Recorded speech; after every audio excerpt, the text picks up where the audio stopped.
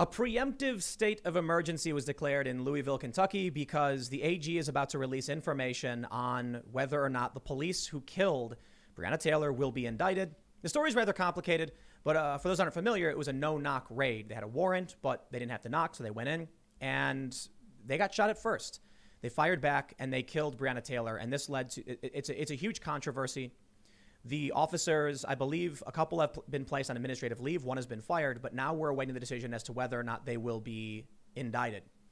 And I think the reaction from the local jurisdiction, which is state of emergency and a warning, locking down the downtown area, blocking parking, I think we know exactly what's going to happen. So we're going to talk all about this stuff. I guess my warning to all of you is that we are in a new studio. We have not yet installed the legit internet, so we are experiencing technical difficulties. But thank you for hanging out anyway. And we actually brought in an audio guy who fixed all the problems from the other day. Look at that. It's great, huh? And we're also being joined by FreedomToons. He has no name. That's just my name is FreedomToons, honestly. Yeah, just FreedomToons. I mean, none of the audience would know my name, and if they did, they couldn't pronounce it. It's one of those, you know. At first, Seamus McNamara Coughlin. But let me tell you, I've gotten like seamstress. When you gave the warning, I thought you were going to warn people that I was like, I'm just warning you guys, this content might be offensive. Yes. I'm not that bad. No, I'm really not. You know, like my stuff, obviously, I make it clear that like I'm not left wing. I'm very vocal about my conservative perspective, and I like to make jokes, but I wouldn't say I'm like edgy. You're not edgy? I mean, I'm a little bit edgy, but I'm not bad. You know what I mean? Like, I didn't accuse you of being edgy. Well, but the way you asked the question, it made me feel attacked. So I think you're cartoon edgy. Yeah, exactly. Like I'm cartoon edgy, but I don't get out there. I don't think the stuff is really adult. Like there's stuff that would probably be rated PG on television. Seamus, I was told adults aren't supposed to watch cartoons. They probably are not. I think these new Marvel movies are cartoons. They basically are. I mean, slightly better animated than FreedomToons, slightly higher budget, but Into the Spider-Verse was basically a cartoon. Oh, that was good. Yeah, Into the Spider-Verse was very well animated, very very nice. What are we talking about? We were talking about Breonna Taylor. There's like an emergency being declared. The cops are like ready to come. And I made it about me. Yeah, you made it about you. Look, this is what happens when you talk to other YouTubers, man. White privilege. I know, this is literally white privilege. So there's a bunch of other stories too. So actually, one of the officers involved he's speaking out, saying that the good guys are being demonized and the bad guys are being, what do you say, canonized. And is canonized the right word? I think it is. Well, no, I honestly think canonized is the right word because there's this sort of cult that's built up around every single person who's killed in a police shooting. And part of the reason it's so complicated and really depressing is the cases we hear about from Black Lives Matter are sometimes a very clear and obvious example of police misconduct, and sometimes they're a very clear and obvious example of a police officer being justified, but they're all treated the same by one side of the political aisle. Well, before we get into everything, there's a bunch of stories, like 1619. Yes. So we got a bunch of stories lined up, and then obviously we got to talk about the Supreme Court. We've got this, we've been meaning to talk about this thing with Jimmy Kimmel. Oh my gosh. I don't know who that other guy was. Did he respond to your emails? I didn't email him. No, I say we were going to talk with Jimmy Kimmel. Oh, no. This thing about Jimmy Kimmel where he's like, it was the Emmys. Oh, it's so gross. And this guy is just yelling at him for being white. And he's like, clap. And Jimmy's Good like, I'm clapping. It's like really weird stuff. I tweeted about it. I was like, is this what America wants? Evidently. Yeah. I don't think so. I don't. No, Dude, that's a Jeb Bush move. He told him to clap, and Jimmy listened. He actually did. He got a please clap. What you're saying is that if Jeb Bush was black, it would have worked. It honestly might have. But Jeb Bush, white privilege fails you. But I'll tell you, the problem with Jeb was that he was like, please clap. Exactly. If Jeb was like, clap, god damn it. Oh, yeah, he would. Jeb is an interesting figure, and a lot of it was his timidity, unfortunately. He just was not prepared to go up against Trump. Neither is Biden, but that's a whole other topic. I can't believe a debate's really going to happen. I think it's a lie. Do you think it's going to happen? I just released a cartoon about that today. Oh. No, I think it's a lie. Oh, yeah. My cartoon was about it probably not happening. Oh, I don't know. You did a song. I did a music video where Trump is singing to Biden. How could it happen? The debate? Yeah. That's a good question. Yeah.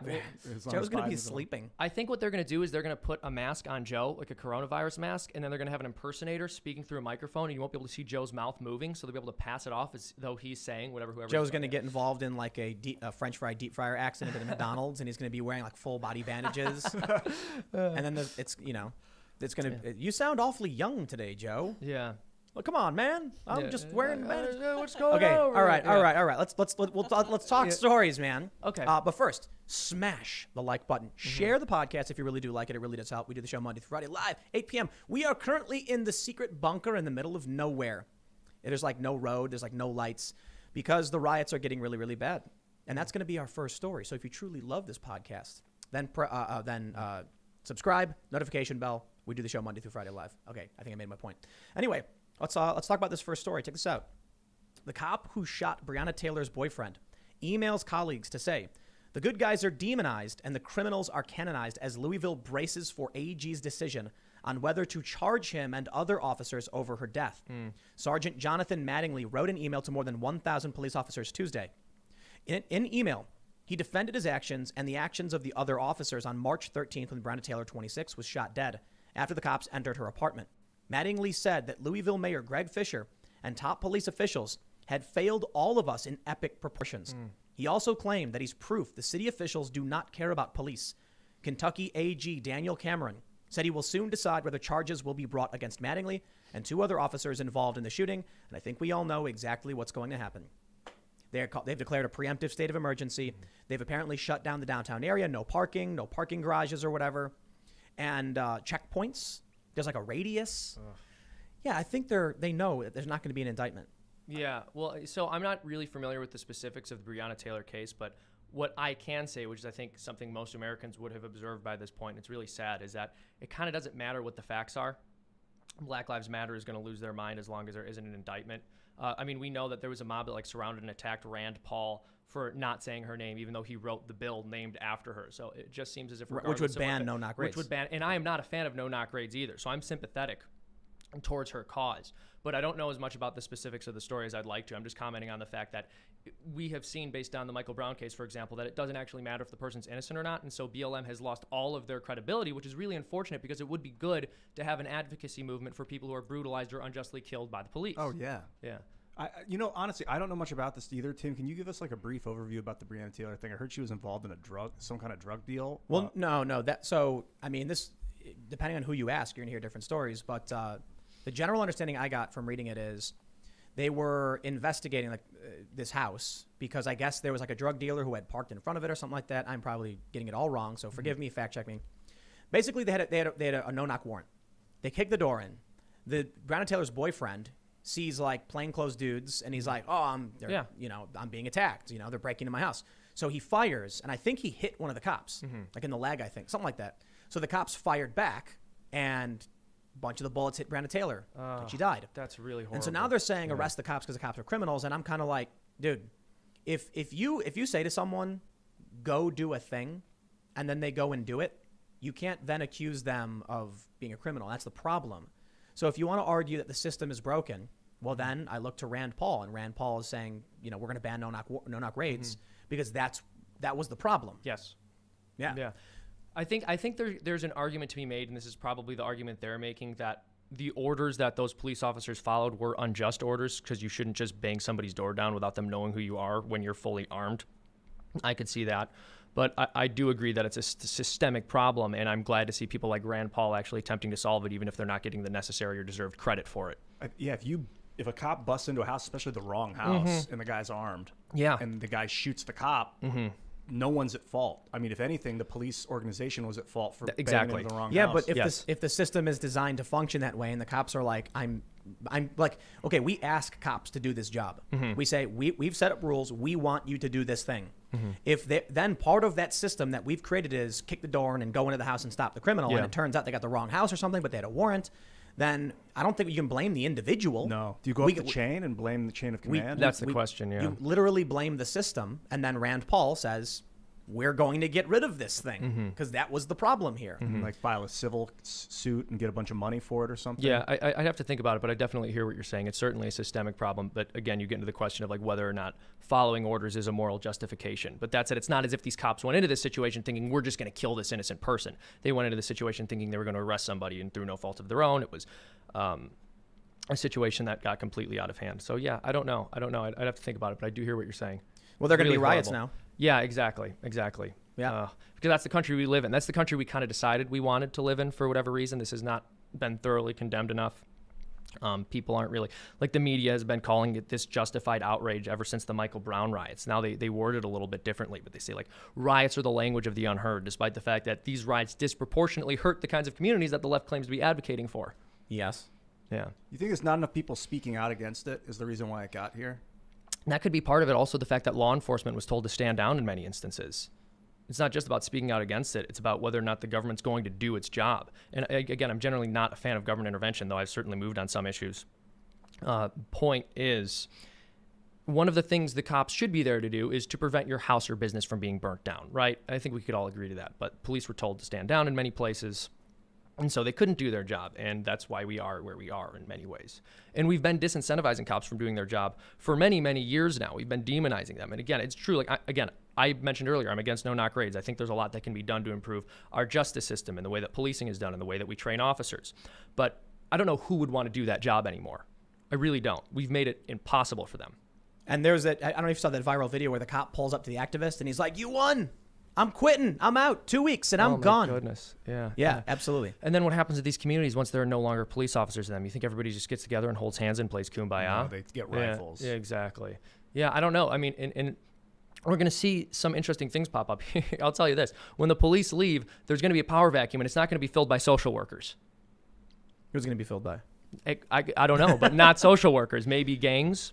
Private security, rich people. Ideally, private security. Well, so you're gonna have the wealthiest people having no laws held against them. Yeah. And maybe that's the real goal here. Convince poor people to riot and call for defunding the police, because you can hire these security companies to walk around you. And I'll tell you this, man, security guards are willing to break the law to protect their clients. Interesting. Absolutely. So we've talked about this in the past, and I've actually gotten a bunch of emails from people who've worked security. And some of these security guards, the super high tier ones that get paid six figures, they will shove a cop to the ground. Wow. Yeah, so they'll surround their client.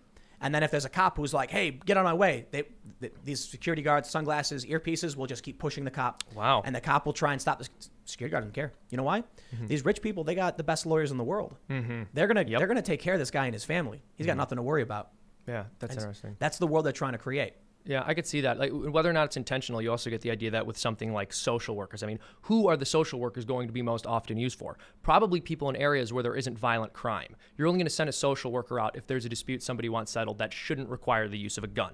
So you're not going to be calling social workers when somebody breaks into somebody's house or when somebody's threatening to kill somebody or threatening to rape them. You're going to call social workers when there are much more peaceful disputes between neighbors that need to be settled, which I would agree police should not be involved with. But that means in parts of the country that are more socioeconomically advantaged, there's going to be another tier of policing where they're mostly going to get all of the social workers, and the impoverished communities are just going to get the regular old police anyway. So we're just going to make a two-tier system. So when they talk about defunding the police, they keep saying things like, we're going to have social workers who come out and help people. Okay, what are these social workers empowered to do? That's also a good question. I have no clue. And who decides whether or not you get a social worker or a cop? Can they make arrests? Yeah, I don't know. Can they cuff people? Do they have batons? So I've talked about maybe like a civil guard. So there are some countries that have civil guards. They walk around with batons. They have the ability to like issue fines, and they have a baton they can crack you over the head with if you attack them. They can defend themselves, but they don't have guns. Then you actually have the police force, which are armed, drive around in cars, and so there's like a difference. If someone is going to get like a ticket or a citation, civil guard comes out and says, "Hey, wag my finger at you." I guess we kind of have that with meter maids. But the difference, I guess, for us is I think we've gone through that process already. And I was thinking about this. We had a period where we had officer friendly, and then criminals started attacking and killing cops. And so the cops were like, "Hey, it looks like we need weapons."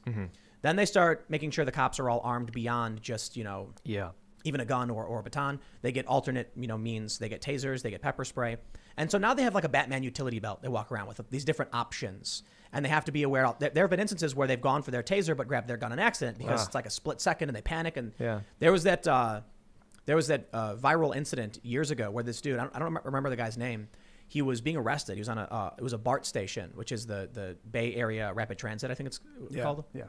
And they pinned this guy down and they were like, "Tase him." And the guy pulls out his gun and puts it in his back and pulls the trigger right away. Wow. And that's people were horrible. watching it. Yeah. So these problems have happened.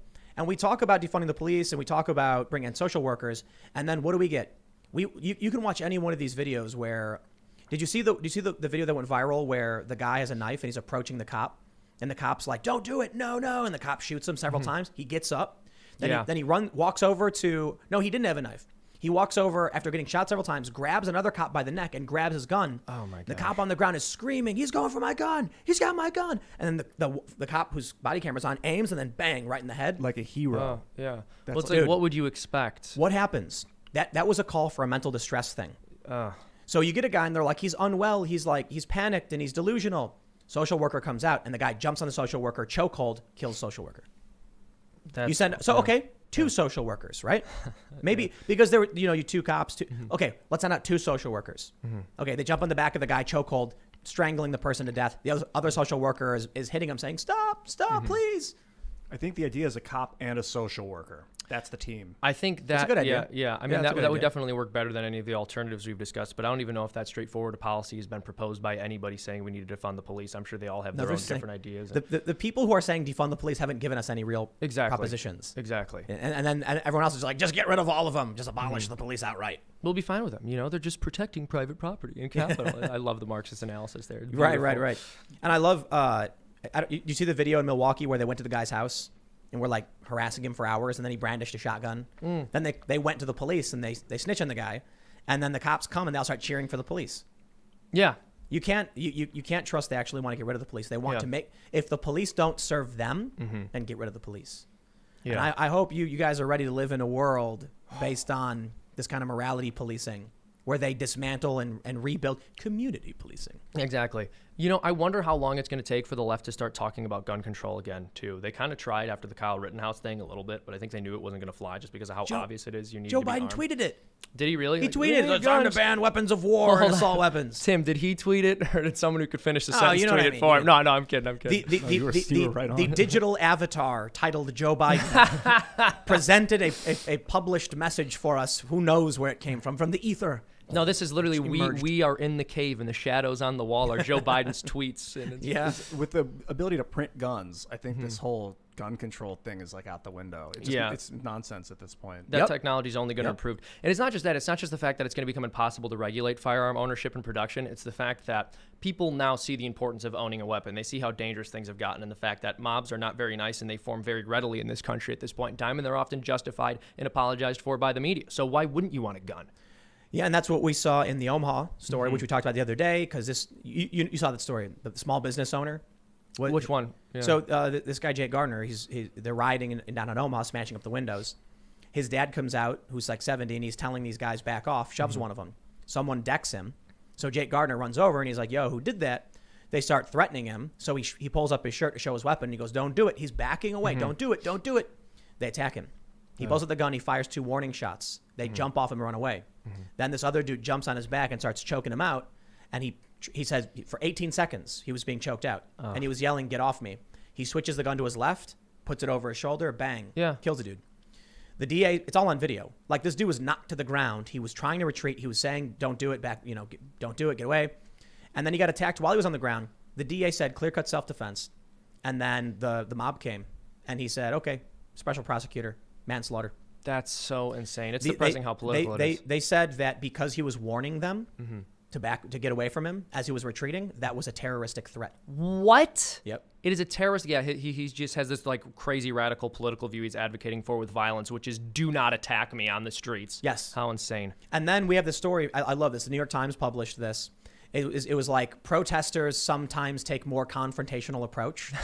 I love those understatements. Right. But wait, here's the best part. The story was literally they went to someone's house who had an American flag and screamed they were going to burn their house down unless they removed the flag right now. They said, "We will come back and burn your house down." And I'm just like, a peaceful protest became confrontational today when they threatened to burn down the home of somebody who had an American flag. What was the exact wording again? A slightly more confrontational approach? They called it a confrontational approach or something like that. Confrontational. That's I love it. That is one way of putting it. Yeah. So they're desperately trying to avoid, like, look, the peaceful protest message, right? Unfortunately, Black Lives Matter and Antifa have done everything in their power to take them off of that message. They've tried. Joe Biden was desperately trying to say, like, I'm not a socialist, blah, blah, blah. And then they started rioting again. So then the New York Times can't ignore the fact that the riots are backfiring. Yeah. And so they're like, well, they're not peaceful. They're just confrontational. Of course. That's the difference. just a little confrontational. Confrontational against people who didn't confront them first. Who, you might call that threatening. You might call that threatening. I think confrontation's great. It's good, and it's an important part of what we do. Like, if we don't confront each other, it's going to be boring yes man all the time. So, but violent, there's a difference between confronting someone and combat. Being combative and being confrontational are completely different. You can be diplomatically confrontational. You can confront someone without threatening to burn their house down. Do you guys remember when Greta Thunberg said she wanted to put the politicians up against the wall? What? No. Greta said she wanted to... What was I had no idea. That sounds like a meme. I love your reaction to this because it's clear that like why this story got so big. But yes, she was giving a speech and she was like, if they don't listen to us, we're going to put the politicians up against the wall. Oh, that's it's a saying. It's a figure of speech in Swedish. Oh, I know. So wait. No. We all know the figure of speech in American English of putting someone against the wall. Yeah. It's like a reference to like the commies, the firing squad. Commies and fascists. In Sweden, it's a reference to taking someone by the shoulder and wagging your finger at them up against the wall. Oh, man, that poor girl. That poor girl. Look at me. I'm jumping to conclusions and believing fake news. So she said it. She said it and like everybody freaks out. Yeah. They're like, oh. She just came out and said it. And she did this op-ed that was like very far left, like SJW identitarian stuff. Like we must end white cis heteronormative patriarchy. How dare you? Blah blah blah. Yeah. And then she said we're going to put them against the wall. And Americans were like aghast. Yeah. She came out and immediately apologized. The first thing I did was I reached out to someone who was fluent in Swedish and I said, "What does it mean to put someone against the wall?" And he says to hold them accountable. That's it. Yeah. And I was like, is that a reference at all to like gulags and firing squads? No, it's like, it's like when you're yelling at someone and you push them up against the wall and you're like wagging your finger at them. And I kind of feel like, are you downplaying that? Does it still come from up against the wall? Because it can, you know what I mean? Maybe. Hold someone accountable. Okay, well, let's say you had a subversive who was trying to overthrow your revolution. So you held them accountable by putting them up against the wall and putting a bullet in their head, right? Yeah.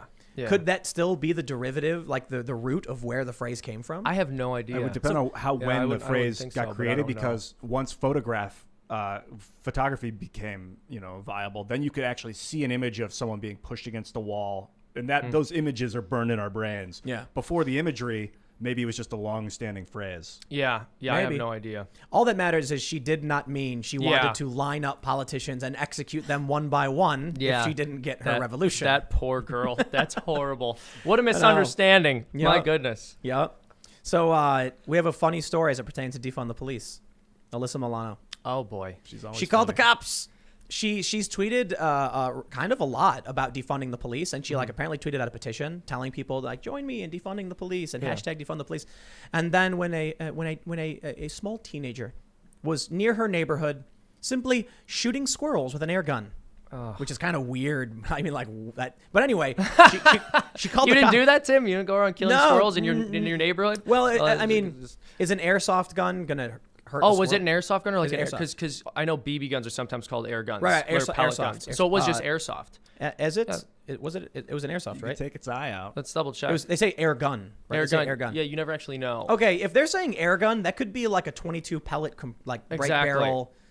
I mean, I think that is because apparently she heard the shots and she got scared. Yeah. And I don't think an airsoft gun would make a loud enough noise, like the little plastic pellets. Probably not.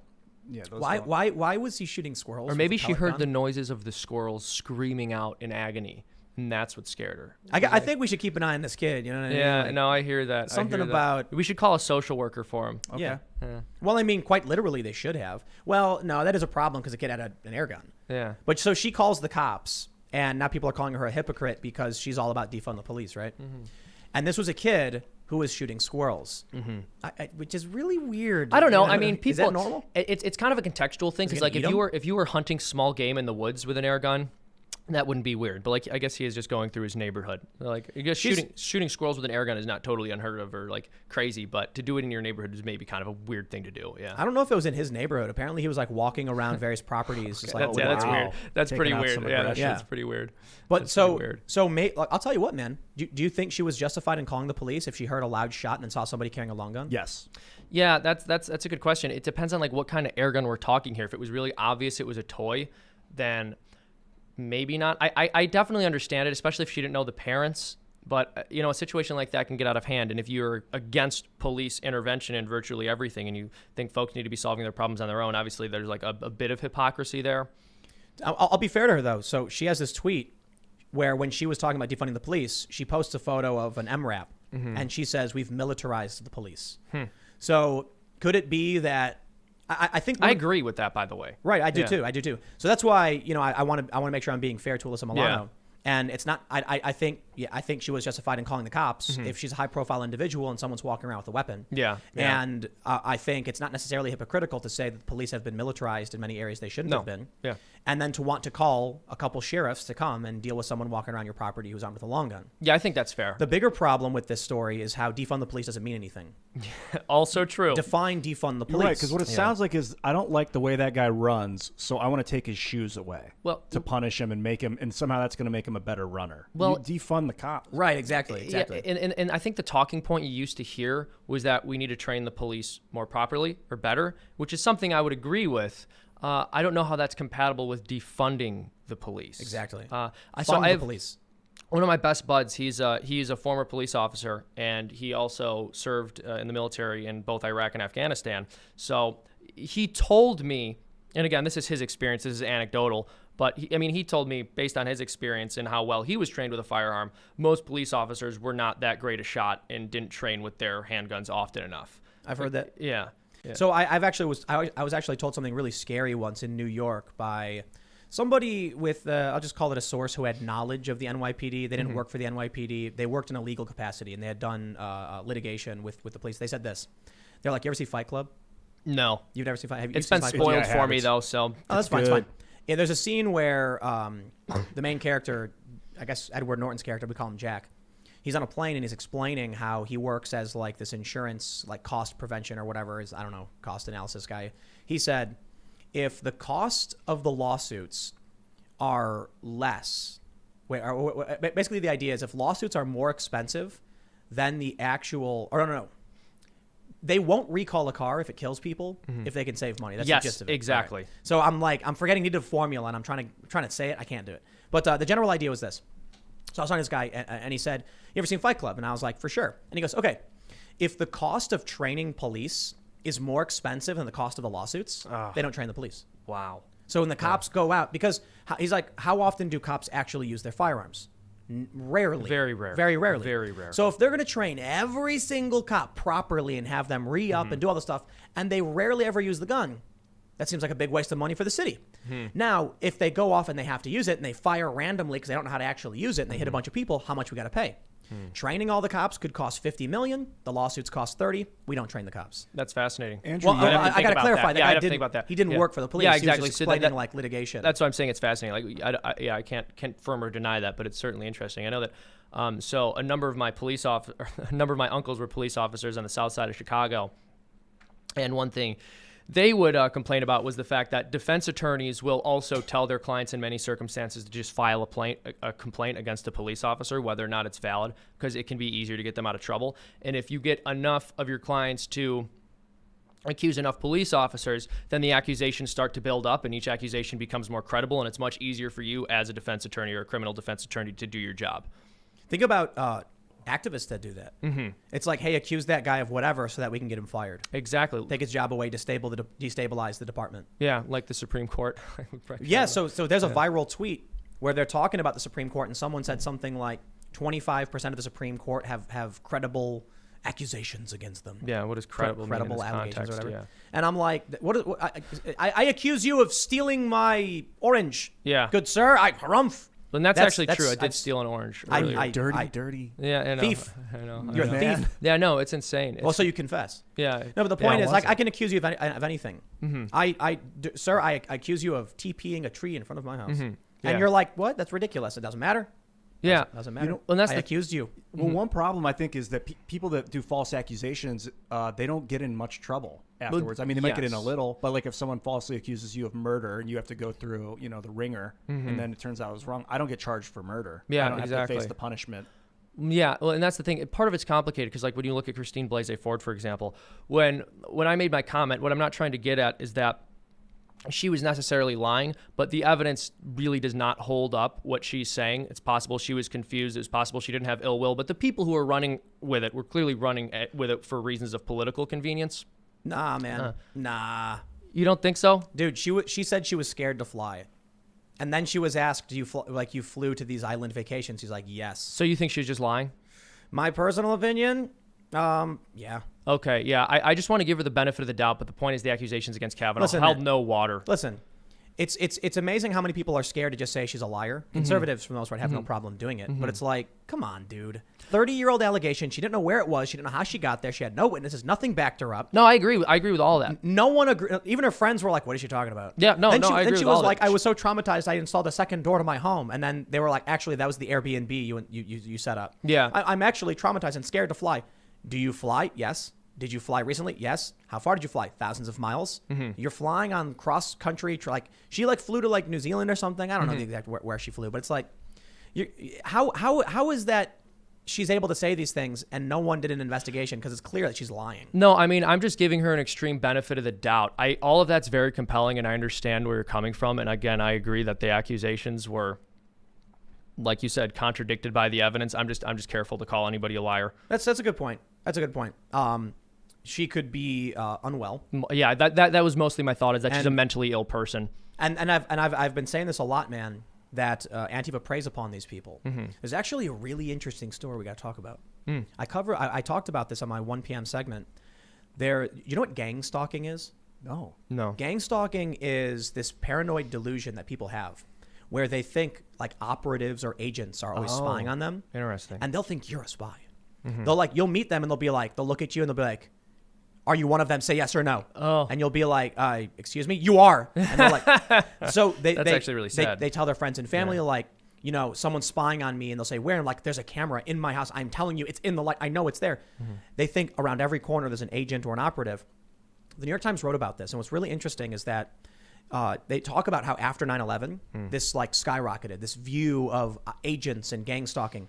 And they use the internet to find like-minded people who experience the same thing, to form collectives, to take action over a shared delusion, even though they all contradict each other and it seems to make no sense. Wow. What's interesting about this is that when you take that concept, after 9/11, all these people thought they were being spied on by the government. Patriot Act, NSA, all that stuff, right? Now you have in the mainstream media all this talk about fascists and white supremacists, and what do we get? Fascists are stalking me. I'm not even exaggerating. No, I believe it. It was Jonathan Kay of Quillette who tweeted about this, and I thought it was really insightful. I was like, well, I never thought about that. Because they had this woman who was claiming that someone broke into her car, and it was clearly a white supremacist who was harassing her and stalking her because she's an activist. And tons of other people started tweeting the same things. Yes, they're stalking me and harassing me. Then you look at what Andy Ngo does, right? Andy Ngo covers the people who get arrested. He covers the protests and the riots. And he says, this person got arrested for felony arson, blah, blah, blah. And then they start saying that he's feeding the white supremacists our information. And it's gang stalking. It's the same thing. They think that the person around the corner is a fascist. They're everywhere. They literally think there's millions of people. It sounds like a shared paranoid delusion these people are experiencing. There are no white supremacists. There's in this country of 328 million, there's estimated, a high estimate is 11,000, according to the Anti-Defamation League or some of these organizations. So they're not stalking you, but they believe it. So you have Antifa targeting people who are unwell, who think these things are true, using them to do things to benefit them, convincing them to commit crimes, convincing them to hurt people, and they go around and they do it. And they're justified because they all share this delusion. So if someone says, I swear a fascist was following me too, then it must be true. Isn't that one guy that killed the dude? You know what I'm talking about? The guy was wearing a MAGA hat or something. And he said my friend was in danger. I had to kill him. And I was surrounded. Yes. I was surrounded. There were cars with, that guy, Michael Reinl. He said to Vice News that there were cars all around with Trump supporters with weapons. That dude was he probably had one of these paranoid delusion of gang stalking things going on. I think people that think they've been abducted by aliens also are experiencing that. Some kind of paranoid delusional psychosis or whatever. And then here's what happens. You get someone who's sitting there shaking, being like, they're everywhere. And you go, they are, but they're not agents. They're actually fascists. They are? Yeah. Trust me. I see them too. You're the only one who believes me. That's right. Come with me. Take this. Now throw it at that building. And they do. And then guess who gets arrested? Not the guy who handed the explosive, the guy who threw the explosive. They use these people. And so, we're talking about Christine Blasey Ford. I'm not, for all we know, that she was just she's an unwell person. Oh, wow. And they were like, it really did happen. Don't you remember? It did. She's like, it did. And then when they actually scrutinized her and she didn't have people telling her, she's just like, I don't know. I don't remember. I don't know. No. All the witnesses denied it. Ultimately, I think she was just lying. I mean, that's a simple solution, right? Look, Occam's razor suggests the simple solution tends to be the correct one. That's not a law. That's just something people point out. It doesn't necessarily mean that in every circumstance you can say it's true, and doesn't mean he ever actually mathematically tested it, because you can't really. But it is an idea that I think most of us agree upon. Don't take things too far. It's probably just, more simple than that. Simple solution here is she's lied. They want to stop Brett Kavanaugh by any means necessary. They accused him. He was already vetted, right? Yeah. So Brett Kavanaugh was a federal judge, which means he went through the vetting process and the confirmation process. They were going through it again. And then all of a sudden, 30-year-old vague nebulous stories start popping up. But it's also possible that they were both 18 and blackout drunk, and she vaguely remembers That's not what she said. Getting forced. I don't think she said they were drunk, right? I don't remember. I don't remember all the specifics she anymore. Said it's that been quite a while. I just remember there wasn't a lot of evidence, and the media was completely on her side. Yeah, it's ridiculous. She said that she was at a party at someone's house, and Brett Kavanaugh and his friend went upstairs, and she went with them, and then he pinned her on the bed and jumped on top of her, and then she was like panicking, and then his friend jumped on him, and they rolled over, and then she got up and ran away. That was it. And then from that, what did we get? Accusations that Brett Kavanaugh was contributing to drugging women and keeping them in rooms where men would line up outside the door taking turns, and it's like, whoa, it's so insane. And then they held up a picture of him making a really icky face when he was called a rapist for several hours, and they're like, look at this man's face. Yep. Does this look like the face of a man who isn't a rapist? And that was kind of what they were going on. That was the face plastered on everything. It was him like crying. Yeah. It was his face like he was about to cry. Which is reasonable. But they make it look like he's snarling. Jeez, man. I think because justices get appointed for life, people are terrified of who the justices are. Yeah, well, they kind of should be. And they're like the way that they're want to impeach Trump before he even appointed anyone. Isn't that hilarious? What do you think would happen if they tried to impeach him right now? For what? I know, but if they tried, they would destroy themselves. They would totally destroy themselves. To be fair on this point, too, because I brought it up, Nancy Pelosi was asked by George Stephanopoulos, would you consider impeaching Trump or Bill Barr? And then she said, well, we've got a bunch of options. And then her brain snapped and she went, good morning. But what she should have said is, we don't have any reason to impeach him. She could have just said, why are you asking? Well, why would I impeach? That's ridiculous. It's not what impeachment's for, sir. What kind of a question is that? This isn't just like a political play thing that we can use. But she wanted it. She wanted that news cycle. So she was like, well, we have our options. And then Trump was like, now they're talking about impeachment. They're going to impeach me. How dare they did this a second time. Yeah, I could see them threatening. He's a little bit more angrier, though. He's a little angrier. Some people are saying that Nancy Pelosi wants to impeach me. We don't like that very much. I don't like that. Did you? And then, I mean, I mentioned it, but her brain broke. I saw that clip. What was it? What do you think that was? She's just older and under a lot of stress, I think. Well, hold on.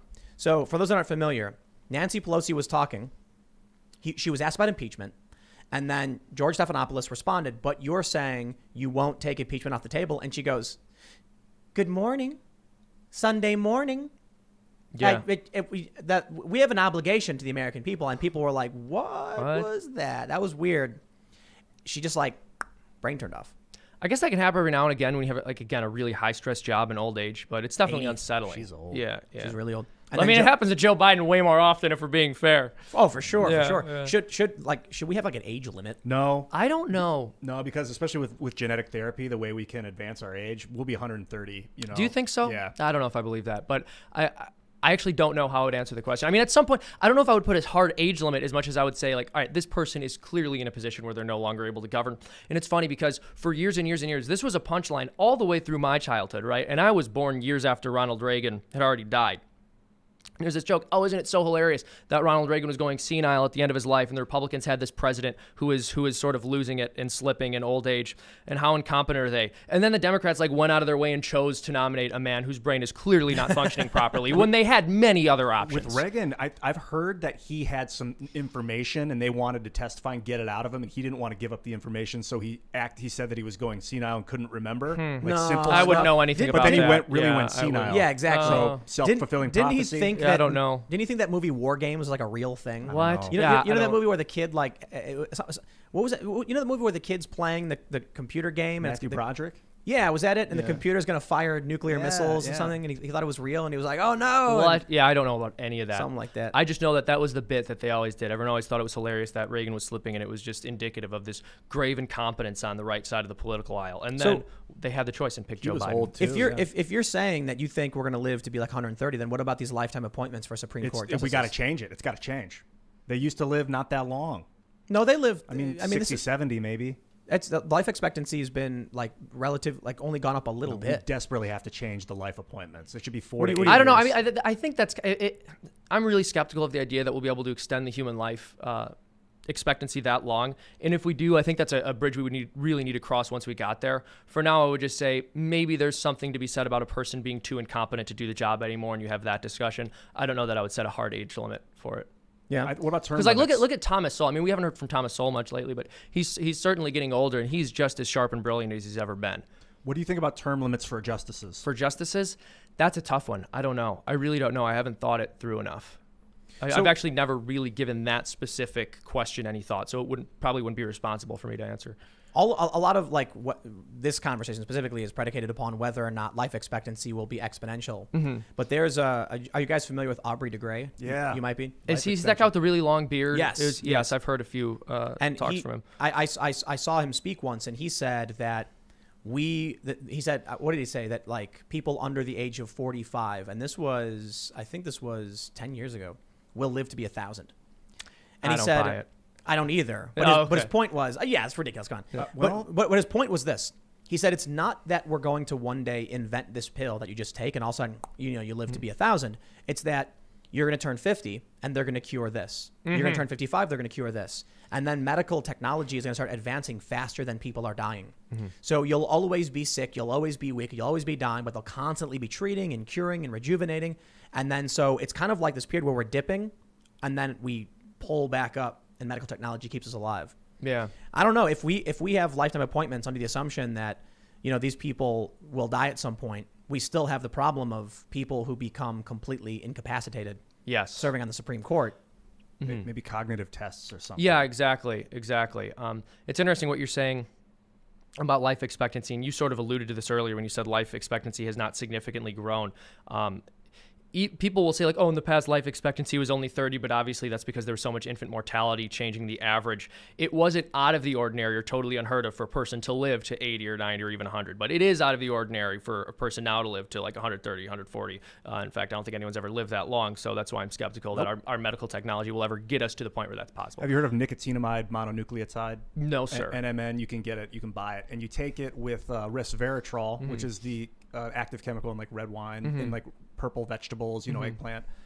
It causes the telomeres, I'm not sure. Telomeres. To regrow. So your proteins, you have these proteins called sirtuins in your body, and there's 5 of them. Mm-hmm. One of them measures the energy in your mitochondria. Mm-hmm. So when a cell splits, if it doesn't have enough energy, one of the new cells doesn't have enough energy, so it clips off the end caps of its telomeres to compensate. But if the measurement process is accurate, because the sirtuins are good, then when the cell splits, both stay alive and the telomeres stay healthy and long. As you get older, this SIRT2, starts to degrade. Mm-hmm. But with NMN, nicotinamide mononucleotide, and other chemicals, they keep pumping the SIRT2. Your body keeps making the sirtuins. So you basically don't get older, is the idea. So what you're saying is we should all get blood transfusions from young people who do nothing but eat healthy and work out at the gym. Doesn't Peter Thiel do that?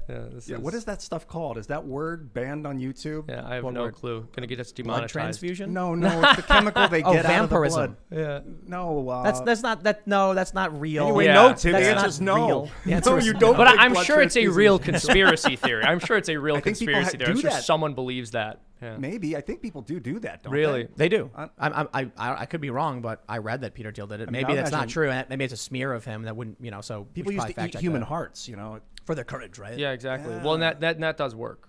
You gain their courage? I think so. Is that what you've been? Is that why you're so comfortable and brave? Exactly. That's why I just speak my mind. That's why I make internet cartoons. I'm very courageous. That's right. So let's talk about the Supreme Court, man. Yeah. Supreme Court. Mitt Romney, I guess, is kind of pulling back a little bit. Mm-hmm. He said he's not going to promise Trump he's going to give him the vote he needs, even though he said he was going to vote to confirm whoever. But you think, I guess everyone's saying it's going to be Amy Coney Barrett. Mm-hmm. And the concern is that she is a devout Catholic. And so the left is... Concerned for whom, sir? Well, the left is concerned for themselves. Yeah. Because, Well, and we talked about this a little bit earlier, but she's also a constitutional originalist. So they're saying she's going to implement this radically Catholic interpretation of the Constitution when she herself has said she actually just wants to look back to what the founding fathers initially intended, because that is the job of Supreme Court justice. That's what you're supposed to do. We were talking with, I think it was Colin Wright, and I hope I'm not putting words in his mouth because maybe I'm misremembering. But he said something like he would prefer kids learned creationism over the social justice stuff. And so I'm like, well, now you got a liberal who's going to be in favor of a devout Catholic Supreme Court justice because the potential that you get a hard left identitarian cultist. Oh, yeah, but you don't want the worst of two things. I don't know. So I disagree that she's the worst also. I mean, people are calling her like a Catholic extremist, but she's just a practicing Catholic. It's funny, part of the reason that Joe Biden is not a practicing Catholic is because the media has never called him a religious extremist, which is what they always do when you follow the most basic tenets of the Catholic faith. I mean, she's pro-life and she doesn't want Catholic companies to be forced to pay for abortifacients, or birth control, which I think is pretty straightforward. That's not an extremist belief. In fact, I know many non-religious people who believe that. And she has 7 children. God forbid, how dare she? So she's crazy and different and weird. Did you see the tweet where they said it was what do they call it? Terrorism? There was a viral tweet. It was like a woman with she had 9 kids, and then on her belly was number 10, and it said this is terrorism or something like that. Wow. Yeah, I think it's just aggressive. I think it's just confrontational. No, what was it that they said about Antifa? They're just a little confrontational. No, I think that's why would procreating be terrorism? Who's forcing her to have these children? She's just having these children. Dude, you could have 1 kid and be a horrible parent, and have 20 kids and be an amazing fantastic parent. Yeah, exactly. I mean, historically, it was normal to have many more children. Now, the idea that that's terrorism is so stupid. I don't even know where to begin with it. Well, they're just saying it because you have this social justice narrative. Yeah. Children bad. Yeah, kids bad. Motherhood it's bad. It's bad for the climate. You can't have kids. Overpopulation. You can't have kids. That's the way we're formed on the earth, not the number of us. Of course, yeah, exactly. I would even say it's not even so much the way that we're formed, because as we were talking about this a little bit earlier, but there are certain resources that we've been depleting, I suppose, like fossil fuels, but as the population has increased, global poverty has decreased. It's not as if there's been this fierce competition for resources with each new mouth, because every single person is also an asset. I mean, people create things and they tend to create more than they themselves will need, and so it passes on to everybody else. But so we were talking about this too. I think we will eventually have an overpopulation problem. Simple math. If at a certain point we can't have more people because there's a finite amount of space, and we need a certain amount of space for farming. I've been looking at how to grow certain crops and in a garden. I'm not talking about starting a farm or anything like that. And they talk about the certain amount of acreage you need and stuff. So clearly there's a mathematical formula for how many people can exist with how much farmland you have. So at some point we'll hit that number. But yeah, I think if that's possible, then it's something that would sort of work itself out and we would hit an equilibrium. And I'm sure you would agree that population control is nowhere near being the answer to this kind of a question. Right, but equilibrium, you know what that means for most species? I don't know. Yeah, it usually means people starving. But I don't know that humanity's ever going to get there. We're going to Mars. I don't believe we are. We'll send people to Mars, but we can build cities in the sky. So check this out. Do you think so? Yeah, this is a long-term idea, but the way boats work in the ocean, you have a hollow tube, basically a hollow circle that floats in the water because it's lighter than the water. So if you had a hollow circle in the air that's lighter than the air, basically a vacuum, like a hot air balloon, and we could name it something after a guy, maybe Hindenburg. Yeah, that's something a great name. You're going there. And the hydrogen is lighter than the air around it. Gigantic, huge mass of structure. Have you been watching Up? Lighter than air. No, I've never seen it. No, that's actually, you should watch it. It's a beautiful film. You fill the chamber with lots of little circles with hydrogel. You can pump it with lighter than air materials, and I think we can get giant land masses to float, and then we can plant crops. I don't think we could do it that way. Yeah, in Venus, apparently, in Venus we could.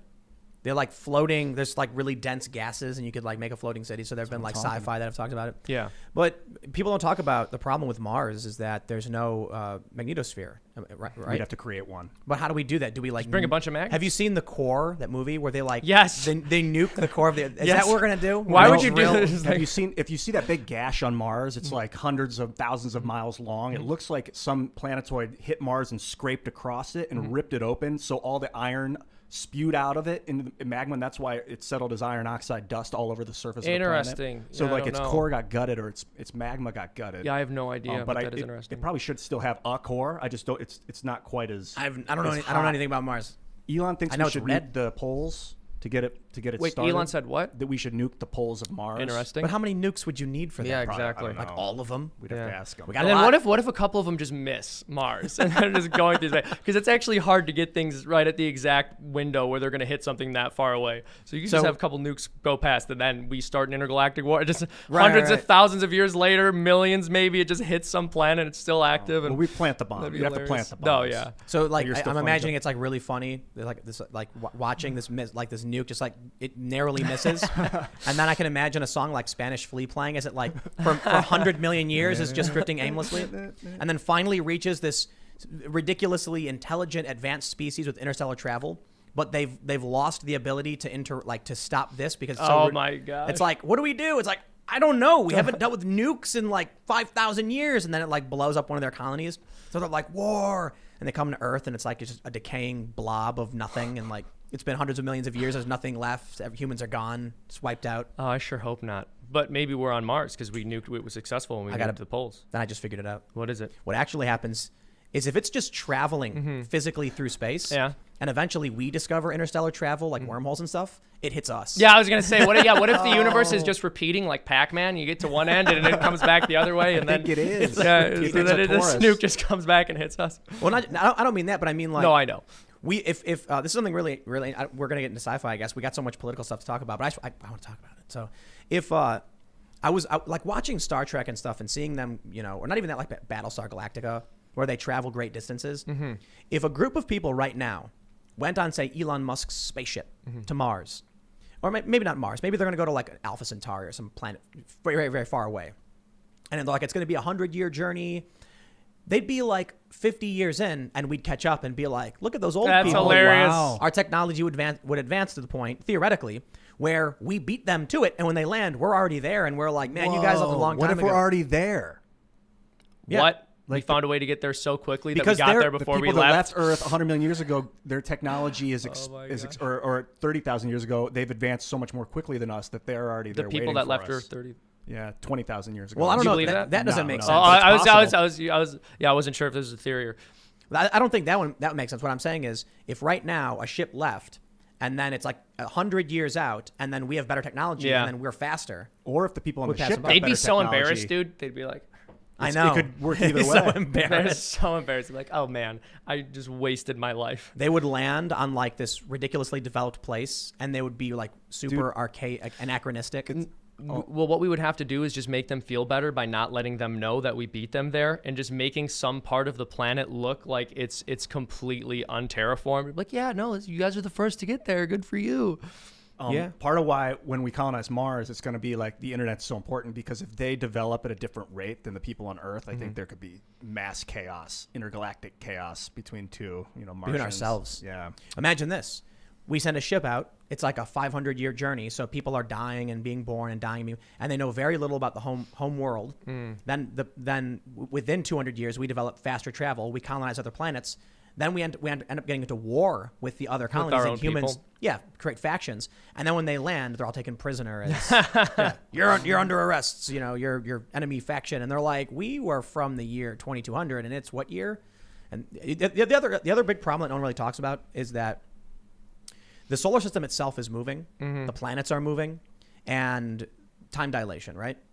So if you're on this planet that's traveling a certain amount of kilometers per hour with the whole solar system, the planet's spinning a certain amount of kilometers an hour, and then you travel to another planet that's going much, much slower or faster, wouldn't you then experience time living on that planet very differently to Earth? Yeah, I don't know. Time is relative is motion, is relative motion. So it's relative to the galactic core, for instance. If you're moving faster than the core, it's going to look like things are happening faster outside. It's so confusing. Interesting. Yeah, it's also out of my wheelhouse. But me too. Yeah. I don't think anyone truly understands time because it's just a measurement of motion. And if everything's moving, then how can you even have a clock? It doesn't. So like, okay, we need a galactic clock that just shows where you are in the galaxy and where you will be in one solar year. And so it moves faster in certain areas. Yeah. So imagine, that'd be crazy. You're on a planet and the clock's going really fast, and you're like, those are the days. And your time is just going to be your location. So the way you'll be like, it is 24, 32, 71. That means you can plot me in this area of the galaxy. Interesting. And next year, my time will be, and then you give the new location because they're moving so fast. Yeah, that's also true. They're going to need to give you coordinates of where. Yeah, I don't know. Do you think it's even ever really going to be possible to achieve that kind of space travel? It's all so much more complicated than we understand. What if there is no space travel? What if we're in a simulation and this is the final season? Why would this? Well. It's to entertain to entertain a hypothetical, it would be an entertaining season, you know. Kind of. It's like jumping the shark. Jumping the shark a little bit. I mean? I think it's early on in the show, like season 2, season 3, because we just got TV. No, it's too absurd. Like when Donald Trump won, it was clear that the writer was like, Donald Trump becomes president? Like that'll rope viewers back in. It's like episode 7, season 2. But then when you really think about it, that's sort of novel to us, but historically, stranger things have happened than Donald Trump becoming president. Though that was, let me tell you, that night, my goodness, none of us expected it. I didn't. Like the New York Times meter was 99% Hillary Clinton. What'd you think that night? I was laughing really hard, actually. My brother tells this story. My brother tells this story that he called me. Like, I was literally laughing hysterically just because I thought it was silly. Like, there was not a single angle I could examine it from that was not really, really funny. Like, there was this woman who's just unbelievably crooked and has all of the traits that make a really savvy and unscrupulous politician, has spent her entire life striving for one single political position. And then this one guy wakes up one morning and he's like, I could be president. And he beats her. And to me, that is comedy gold. It is. And I love that line. Trump was like, I ran for president one time. I'm sorry. He said, I ran for public office one time, and I became president. That's hilarious. It's funny. It is. Wow. He's a funny guy. And then him just like walking on stage with that big smile. You guys are like, and you can't always get what you want was playing, and I'm telling you, dude, I was in tears laughing. I couldn't believe it. You can't always get what you want. Yeah, he loves that song. It's hysterical. It's so funny. And then I guess Hillary didn't come out. John Podesta was like, "We're gonna go to bed. We'll be back." And then there was no talk about the salt mines that day. I know. If you were a salt miner, you were rich that night. Oh my goodness, yes you were. Well, so the one regret I really have for my college experience is that I did not have any classes scheduled the day after the election took place, and my friends did. And from what they said, like there were kids crying in class. He said one of my friends said a teaching assistant like started tearing up as they were explaining the situation. One friend sent me like a Snapchat of a student under a desk crying. I mean, it was bad. And it's funny because the media was plastering these images everywhere of people on their side of the political aisle crying, which revealed something interesting about their psychology, which is that they thought we were going to see that and sympathize with them. Right. Like, can you imagine if Trump had lost and Trump supporters were crying? They would have found that hysterical. And if Fox News or some right-leaning network tried putting that out there to gain sympathy, they would have been scorched. Yep. So it's just a fundamental inability to see somebody else's perspective. Like someone's like, well, my taxes won't get raised and I'll be better able to feed my family. No one's going to take my guns, but I wish I didn't make that liberal arts student cry. Like, what have I done? So what are you going to do if Joe Biden wins? I'm going to cry.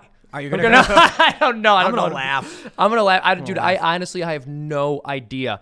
I have no idea. Earlier in the year, before COVID happened and before the economy crashed, I would have said there's no way anyone else could win. I mean, all Trump had to do was not be a fascist, not be Hitler.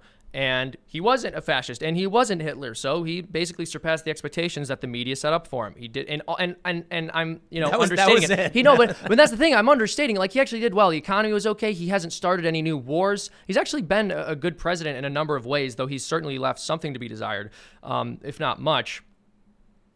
Point is, it wasn't until COVID happened that I thought, maybe he doesn't have as much of a chance. Not that I'm blaming him for it, but it's very easy to see how that narrative is going to be run with. Like, we are under his watch and things aren't going very well. There's so many conspiracy theories that it was intentional to get him I've out heard of them. office. Yeah. I don't jump on any conspiracy theory without all these any kind of countries evidence. working together. Yeah, man. exactly. I don't. That kind of international cooperation. You're telling me we got world peace already? Nah. What happened to the Tucker girl that went on Tucker and said it was a weapon? She got banned from Twitter, and then Oh yeah, gone. I didn't even hear about that. Any backup to that? Any? She worked for the University of Hong Kong, and I don't think she had anything to do with any of the labs in China. So it really did seem like, look, she's an expert. Well, we'll hear what she has to say. I don't believe it. I don't think any president could have come out of a COVID as a shining beacon of hope. Nobody did. I mean, look, you had Nancy Pelosi saying we should all go eat dinner in Chinatown.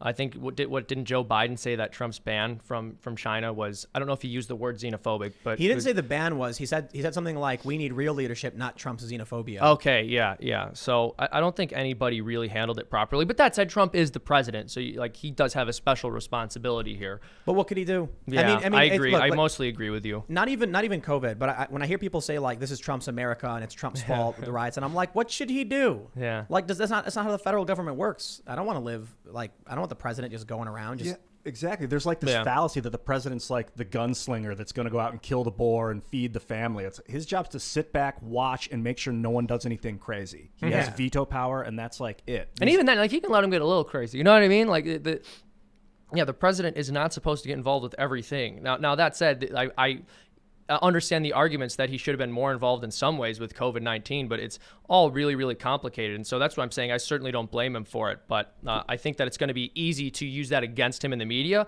though whatever advantage they may have had, they've been doing everything they can to destroy by advocating for and apologizing for these riots and protests. What do you think Trump could have done better? I'm not sure. I think it's hard for me to pinpoint anything specifically, and that's why I'm not even saying he dropped the ball. But what I am saying is whenever anything bad happens under anybody's watch, it's easy to see why they're going to be blamed for it. Yep. And there's nothing to compare it to. Yeah, there's no relativity here. We people are looking at Europe and they're like, look what happened in this country. And I'm like, Europe is more densely populated, but also, very, very large. And you're comparing one country to like a bunch of different states. Like the U.S. compared to Germany, it's not a question. Germany's microscopic. Yes. Europe as a whole, let's have a conversation, but then it's also got double the population so it's you can't do it. You can't. And they try, and it makes no sense. And then I don't know if you saw this, but there was I can't remember. I think it was Nevada that released the data about COVID deaths. Some of the people who had died with COVID had like end-stage renal failure. And so people are pointing out, if you want to know how we got to 200,000 dead, you need to understand that some of these people were really close to death as it was. Yeah. It is true that COVID caused it, but if you're someone with like end-stage renal failure and you're on your deathbed and then you get COVID, you're going to die. Yeah. You're going to die if you get a cold. I think what's going to have to be done, and I'm sure somebody's already thought of this or is working on this, but at the end of the year, at the end of the next 2 years, they're really going to need to compile some data on net deaths, like how many people died overall in this past year as compared to the average. And then we can see how many of these COVID cases were just COVID versus people who are going to die of other diseases anyway. Right. Like exacerbation, I think is a better word than cause, because if someone with end-stage renal failure gets COVID, it exacerbates the renal failure. Yeah, and of course, we still don't want them to get COVID. Absolutely not. But it's a different conversation than all of these people were just completely healthy and got COVID and then died. Yeah, exactly. Look, I'll just put it, it's really this simple. If you want to have an argument with me about why Trump is bad, I'm listening, man. I'm out. Tell me, bring it on. But we don't get that. We just get like ridiculous nonsense, no real arguments about policy. They say he failed us with COVID. What did he do wrong?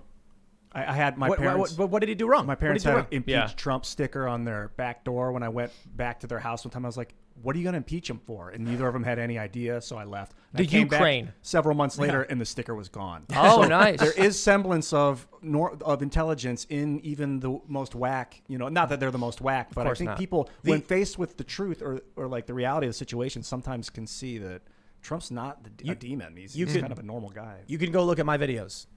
And from like 2018, and I'm saying things like, look, Trump's not that bad, but come on, man, missile strikes in Syria, drone strikes, commando raids, he's not doing great, relative to foreign policy. So as far as I'm concerned, then what's happened in the past year?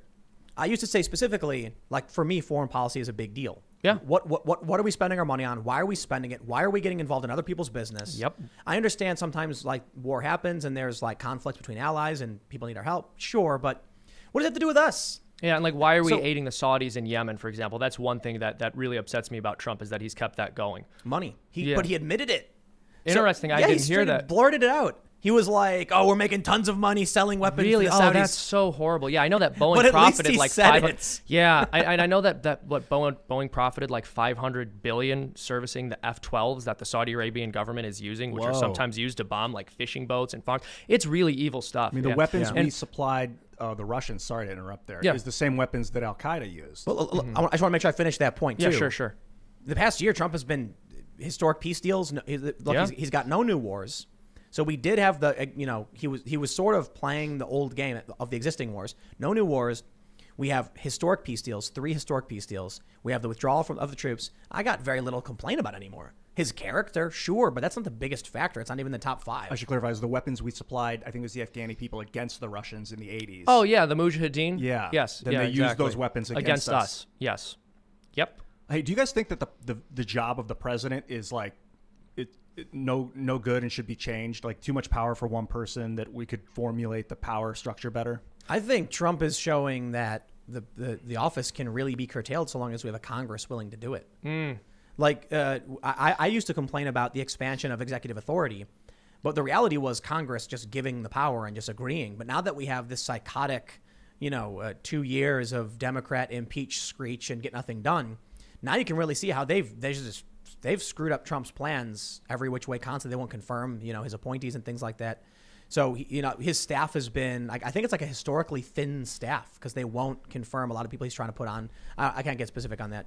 But I look at what they do and what Trump wanted to do and how they're jamming him up to an absurd degree. And I'm like, part of me, I'm kind of like, I like the idea that the executive branch is kind of getting some comeuppance and getting their power pulled back. Yeah. But it's a little bit too much. Like, they've gone insane. It's one thing to be like, we're not handle something, should be the one handling it, and we should only go up to a higher, more powerful or centralized authority if we absolutely have to.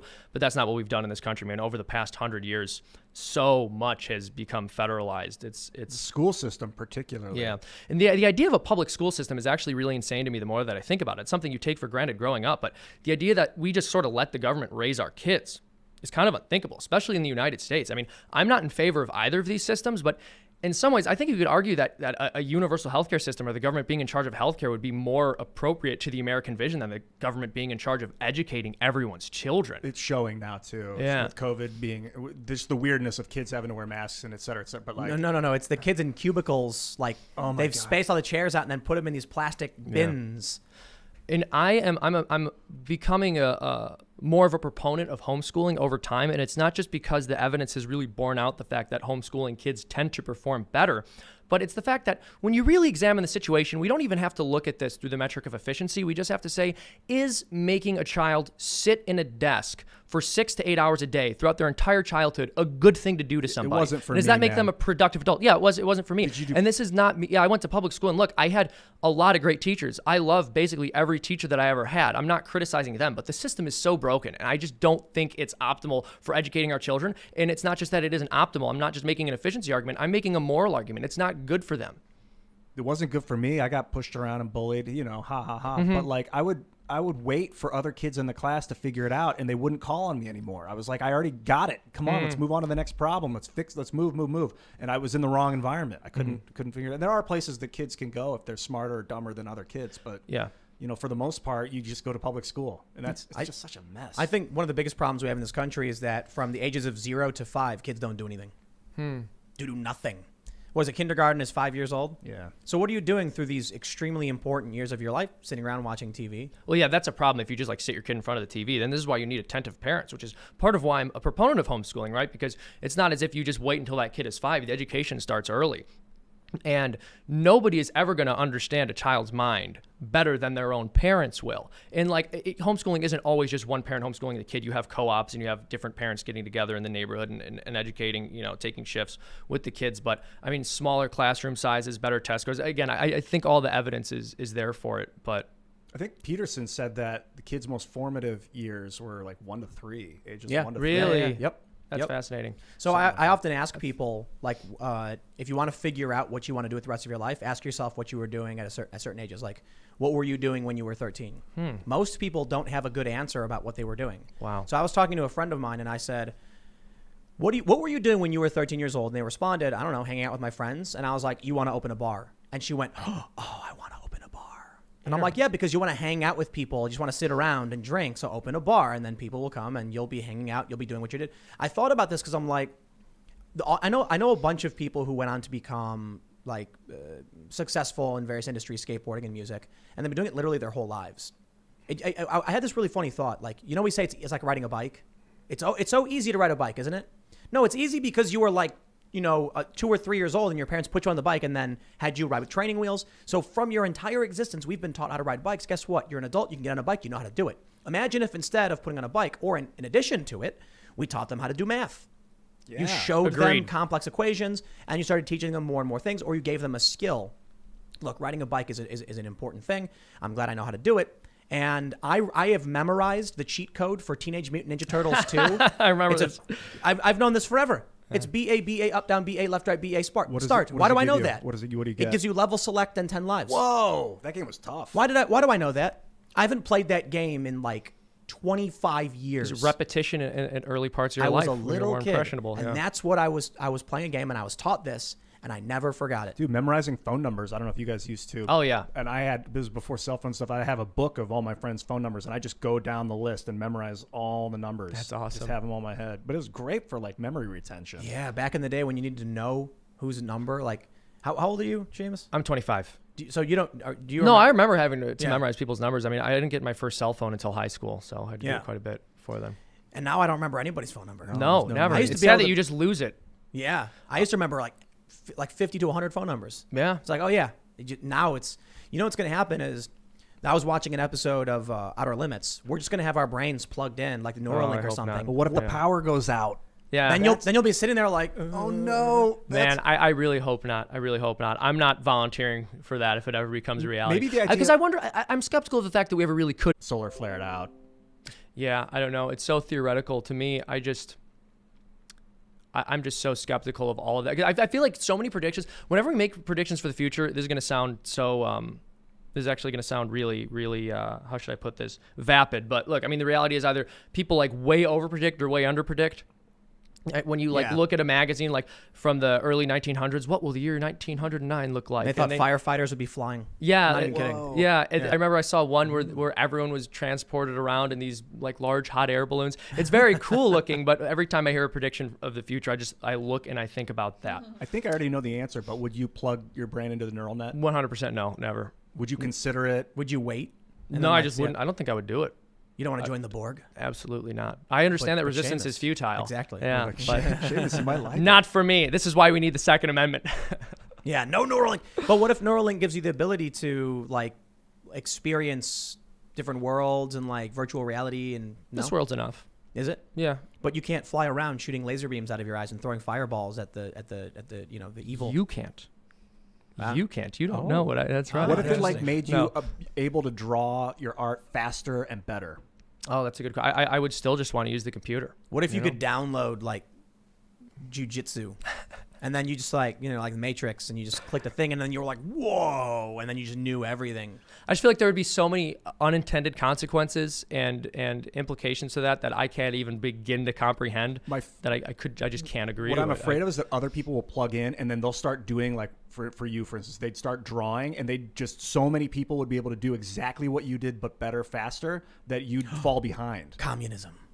Uh-oh. That's the digital communism. Yeah. Jeez. Neuralink. Everyone would be the same. I would plug in, you'd plug in, and then we would sync, and I would have all of your abilities. Oh my goodness. Now it'd be like, now I am the FreedomToons. You'd steal from me. This is exactly why I don't plug in. I don't want anyone to steal my ideas. That's right. The whole reason I'm afraid here. So I want to just say one thing real quick. Sorry to everybody about the internet, man.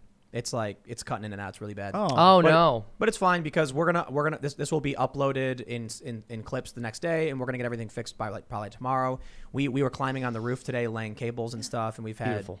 It's giving us IP issues, and so it's just causing the internet to cut in and out. And but we're gonna put up the full podcast on iTunes and everything, and the clips will be up tomorrow. So We'll keep talking about stuff. How about we jump over to Bloomberg trying to buy the Florida vote? Mayor Bloomberg.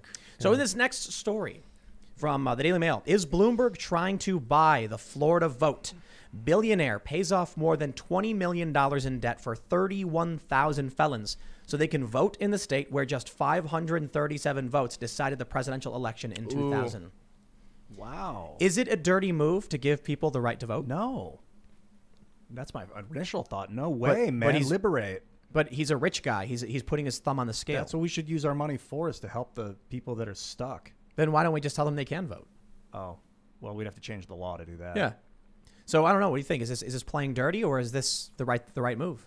Yeah, I mean, it strikes me as playing dirty, but I have obvious biases here. I know that he's just trying to get somebody elected who I very much don't like. I'm trying to think how I would feel if it was somebody doing that because they thought it would get a Republican elected, and if I'd feel any different about it.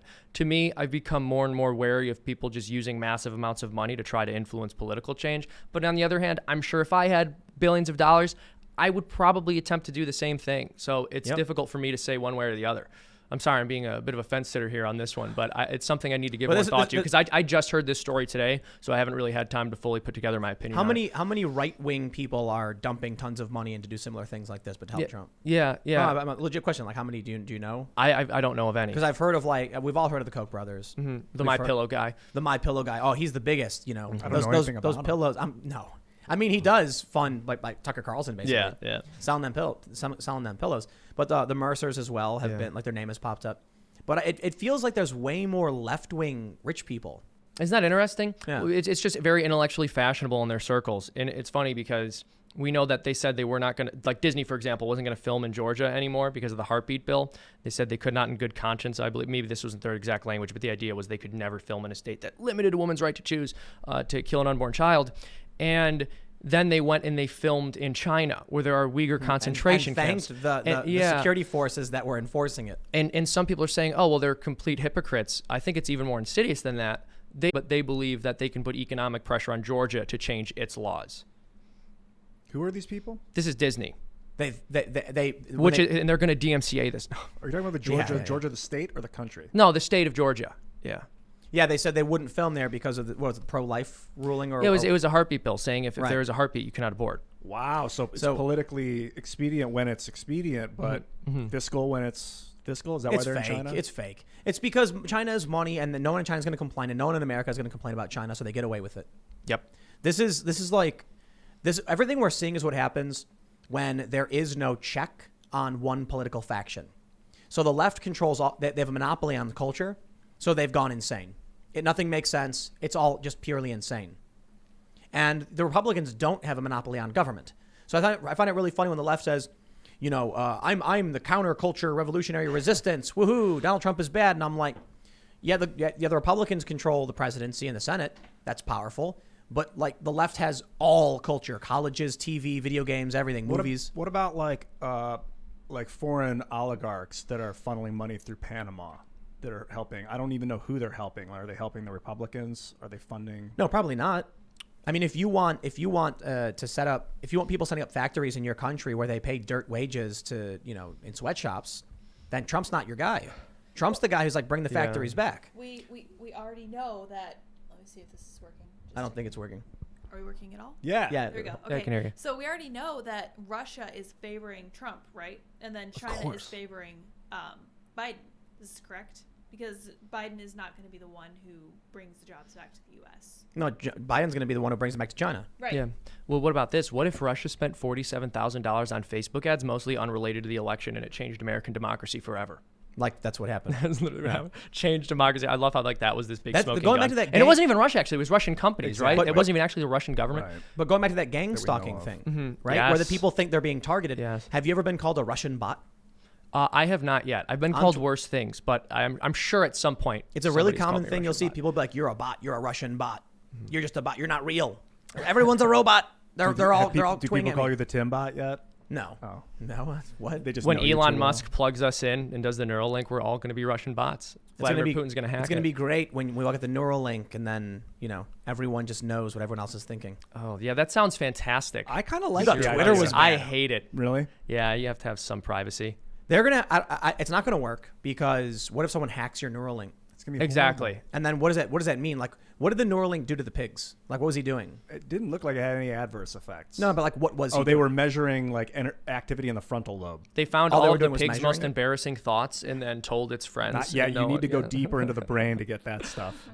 The threads are too thick right now. But it was measuring like what they were smelling was translating into electrical impulses into different areas, and then they could read what they were smelling, I think. I saw a long time ago, probably like maybe 3 or 4 years ago, I saw a video about this little device they made that they hook up to a cockroach's antennas, and it puts electrical signals to them, which makes the cockroach move in certain directions based on what it thinks it's sensing. Yeah, and it was like, I guess, a little toy that they were like using with a remote control to move the roach around, which is really freaky. And I think one of the scientists who was discussing it, I watched a couple of videos on it, and they were doing experiments with beetles, and they said that they could tell that there were signals in the brain attempting to fight the electrical signals. Dude. So yeah, it wasn't even as if it was actually fighting against the brain, but still making them do it. Is that the future? Yeah. Well, so I don't know. I was actually watching something about how I don't know exactly what it was. I was reading something about how if your equilibrium or the stuff in your ears that like helps you keep balance. They could alter your sense of balance. So you're standing perfectly still, but you feel like you're falling backwards. So you start trying to move forward, and they could control your movements by tricking your brain's balance. So you like whatever Dude, it's gonna make people control bots that have super abilities. And you're gonna be I just hope it all collapses. If we could ever get to that point, I would like to think industrial society would just collapse before then. Well, hold on. Let's say there's somebody who's a violent murderer, right?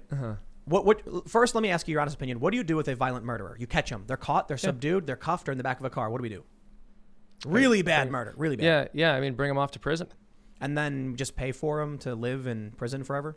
Yeah, I mean, I think if a society has the resources to sustain somebody like that without having to kill them, you should keep them alive.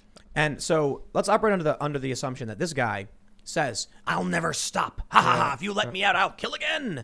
And what if you had the option to give him a Neuralink instead, and then just disable murderous rampage? Yeah, that's an interesting thought because it's so hypothetical, and what you're talking about is taking a person's free will. But of course, when we put somebody in prison, we're taking their freedom. And but then again, but we're also not taking away their ability to make choices. That's really complicated because then you start to get into the question of, well, what about the different drugs that we give people to regulate their mood? Does that in some way take your free will from you because you're modifying the way that your brain works? Obviously, that's a very different example, but there's a spectrum. Some drugs we would agree do take your free will. You're just not really able to function on them and make decisions you would make otherwise, whereas some drugs not as much. Like with a drug you might be prescribed for depression or anxiety or something will have different effects on your brain than others, than maybe like hard street drugs. But then the question is, at what point do you reach the limit? I don't know. I think the bigger fear I have, I entertain the idea. I'm not necessarily a fan. If you have like a violent murderer or a pedo or something, they'll never change. You put a Neuralink, you click a button, boom, gone. All those behaviors are removed. Where's the line and who controls it? That's the scary thing. Yeah. So let's say you end up as a right winger and they're like, ooh, let's get rid of that. Let's get rid of that. And then what happens is, the reason why I'm really skeptical on the Neuralink stuff is you might get the Neuralink thinking, it's going to be great. I can connect to the internet. I can just think. I can play video games. I can literally go into Skyrim world, like have this thing into my brain. It's amazing. And then someone can hack into your brain and be like, let's make this person a murderer. And they think they're a duck, and then you're going to be like running around going, and like bashing your face into people. Like, do you want to give someone access to your brain through the internet? Nah. Yeah, exactly. So do you guys know about pacemakers and like insulin pumps and stuff? There's a little bit. These are things that people get because they would die without. They also have wireless connections in them, so you can control them because you can't go in the body. So people have hacked them. Oh my goodness. If someone's got like a pacemaker and you hack it, you can do things to it. That's horrible. Right. So the same thing with insulin pumps. I went to, I think I was at DEF CON, which is the hacker convention, and there was someone doing a demo of how they could wirelessly hack an insulin pump and you just kill somebody.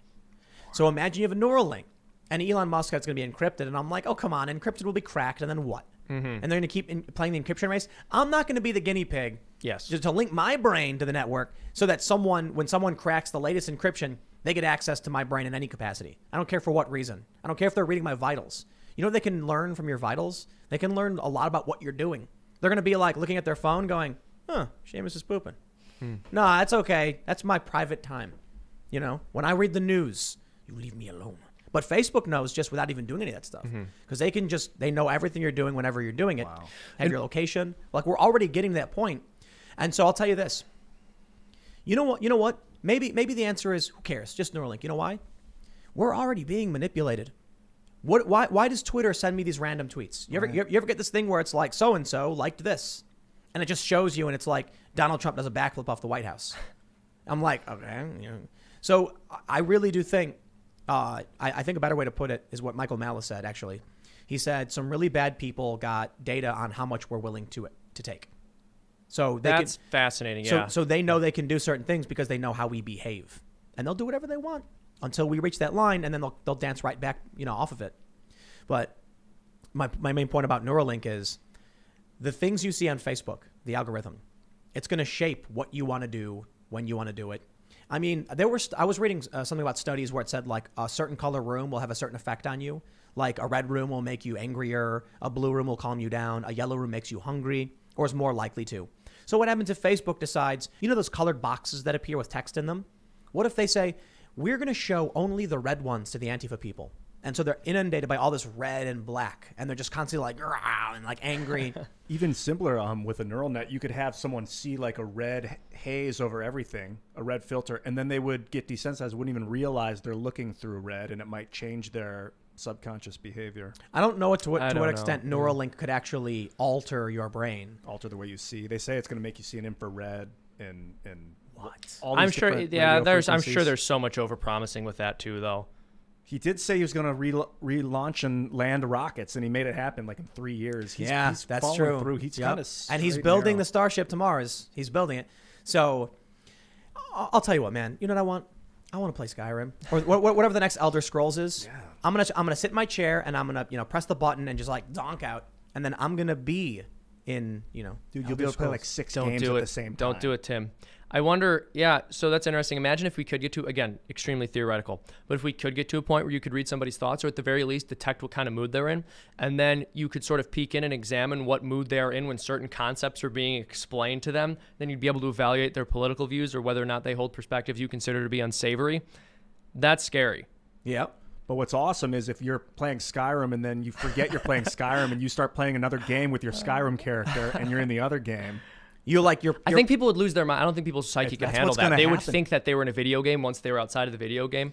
Guys, you're in the game right now. No, stop. I'm don't telling do you. this. You keep telling me that. I think you're right. No way. It's Tim. Why have you would guys? lie? There's this really funny comic where it's there's like a guy opens a bag and there's a silica gel packet in it. Have you guys? You know what silica gel packets are? No.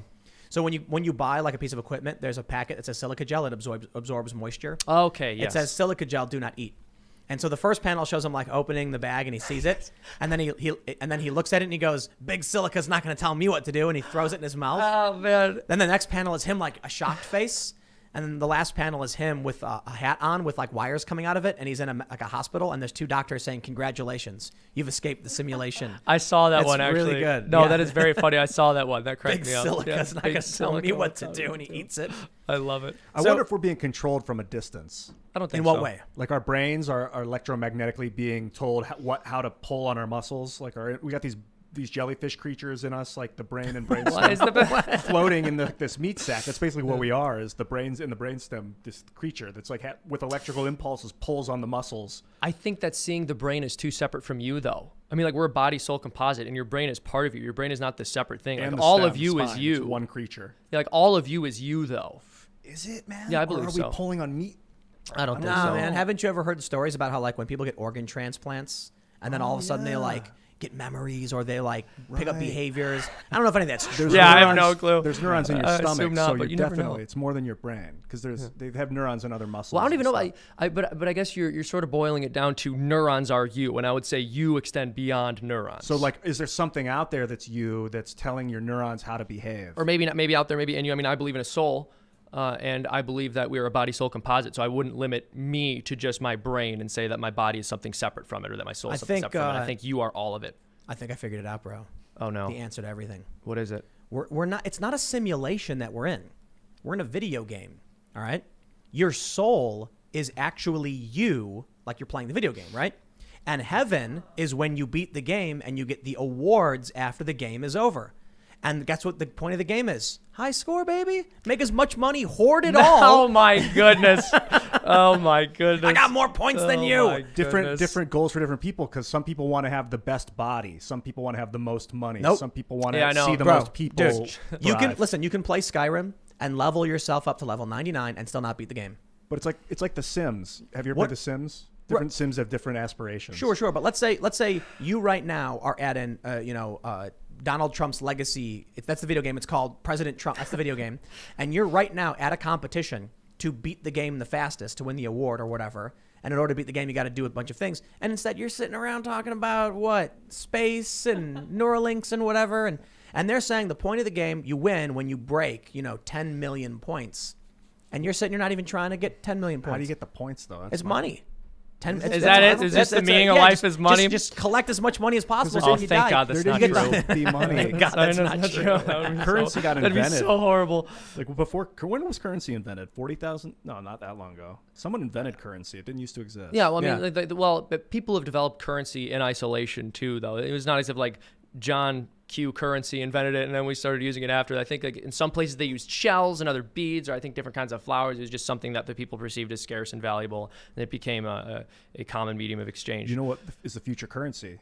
Electricity. They actually call it currency. Electrical current is currency. No, literally. I don't think so. It's literal. I think energy is the basis for the value of a lot of currency, though. I mean, so you think about why does a dollar have value, and then you try and determine what is what is a living wage and what does a person deserve, and the value of a dollar is tied to what you can get for it. Yeah, and it comes down to energy. So human labor is extremely expensive. So we've started replacing human labor over and over again throughout history, right? Very early on in human existence, human labor was everything. A human would build, a human would pull, a human would drag stuff. And then we were like, yo, that big thing with hooves is bigger than me. Let's tie stuff to it, make it carry it. And then it would. And then we started using animal energy. Then we started learning about, burning carbon for energy. We've continually improved the different sources of energy and how to manipulate the energy.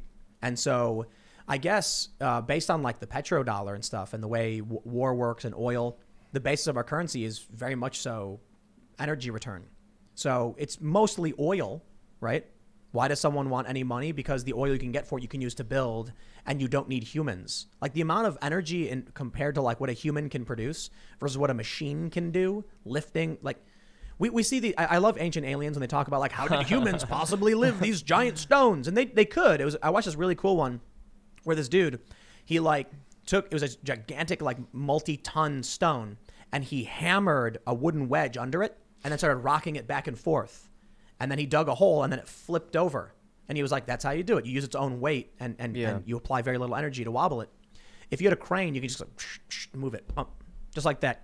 So if you have the oil, you don't need the people. So the energy coming is way more valuable.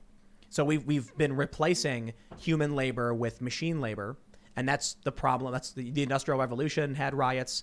And there's going to be, a free energy riot.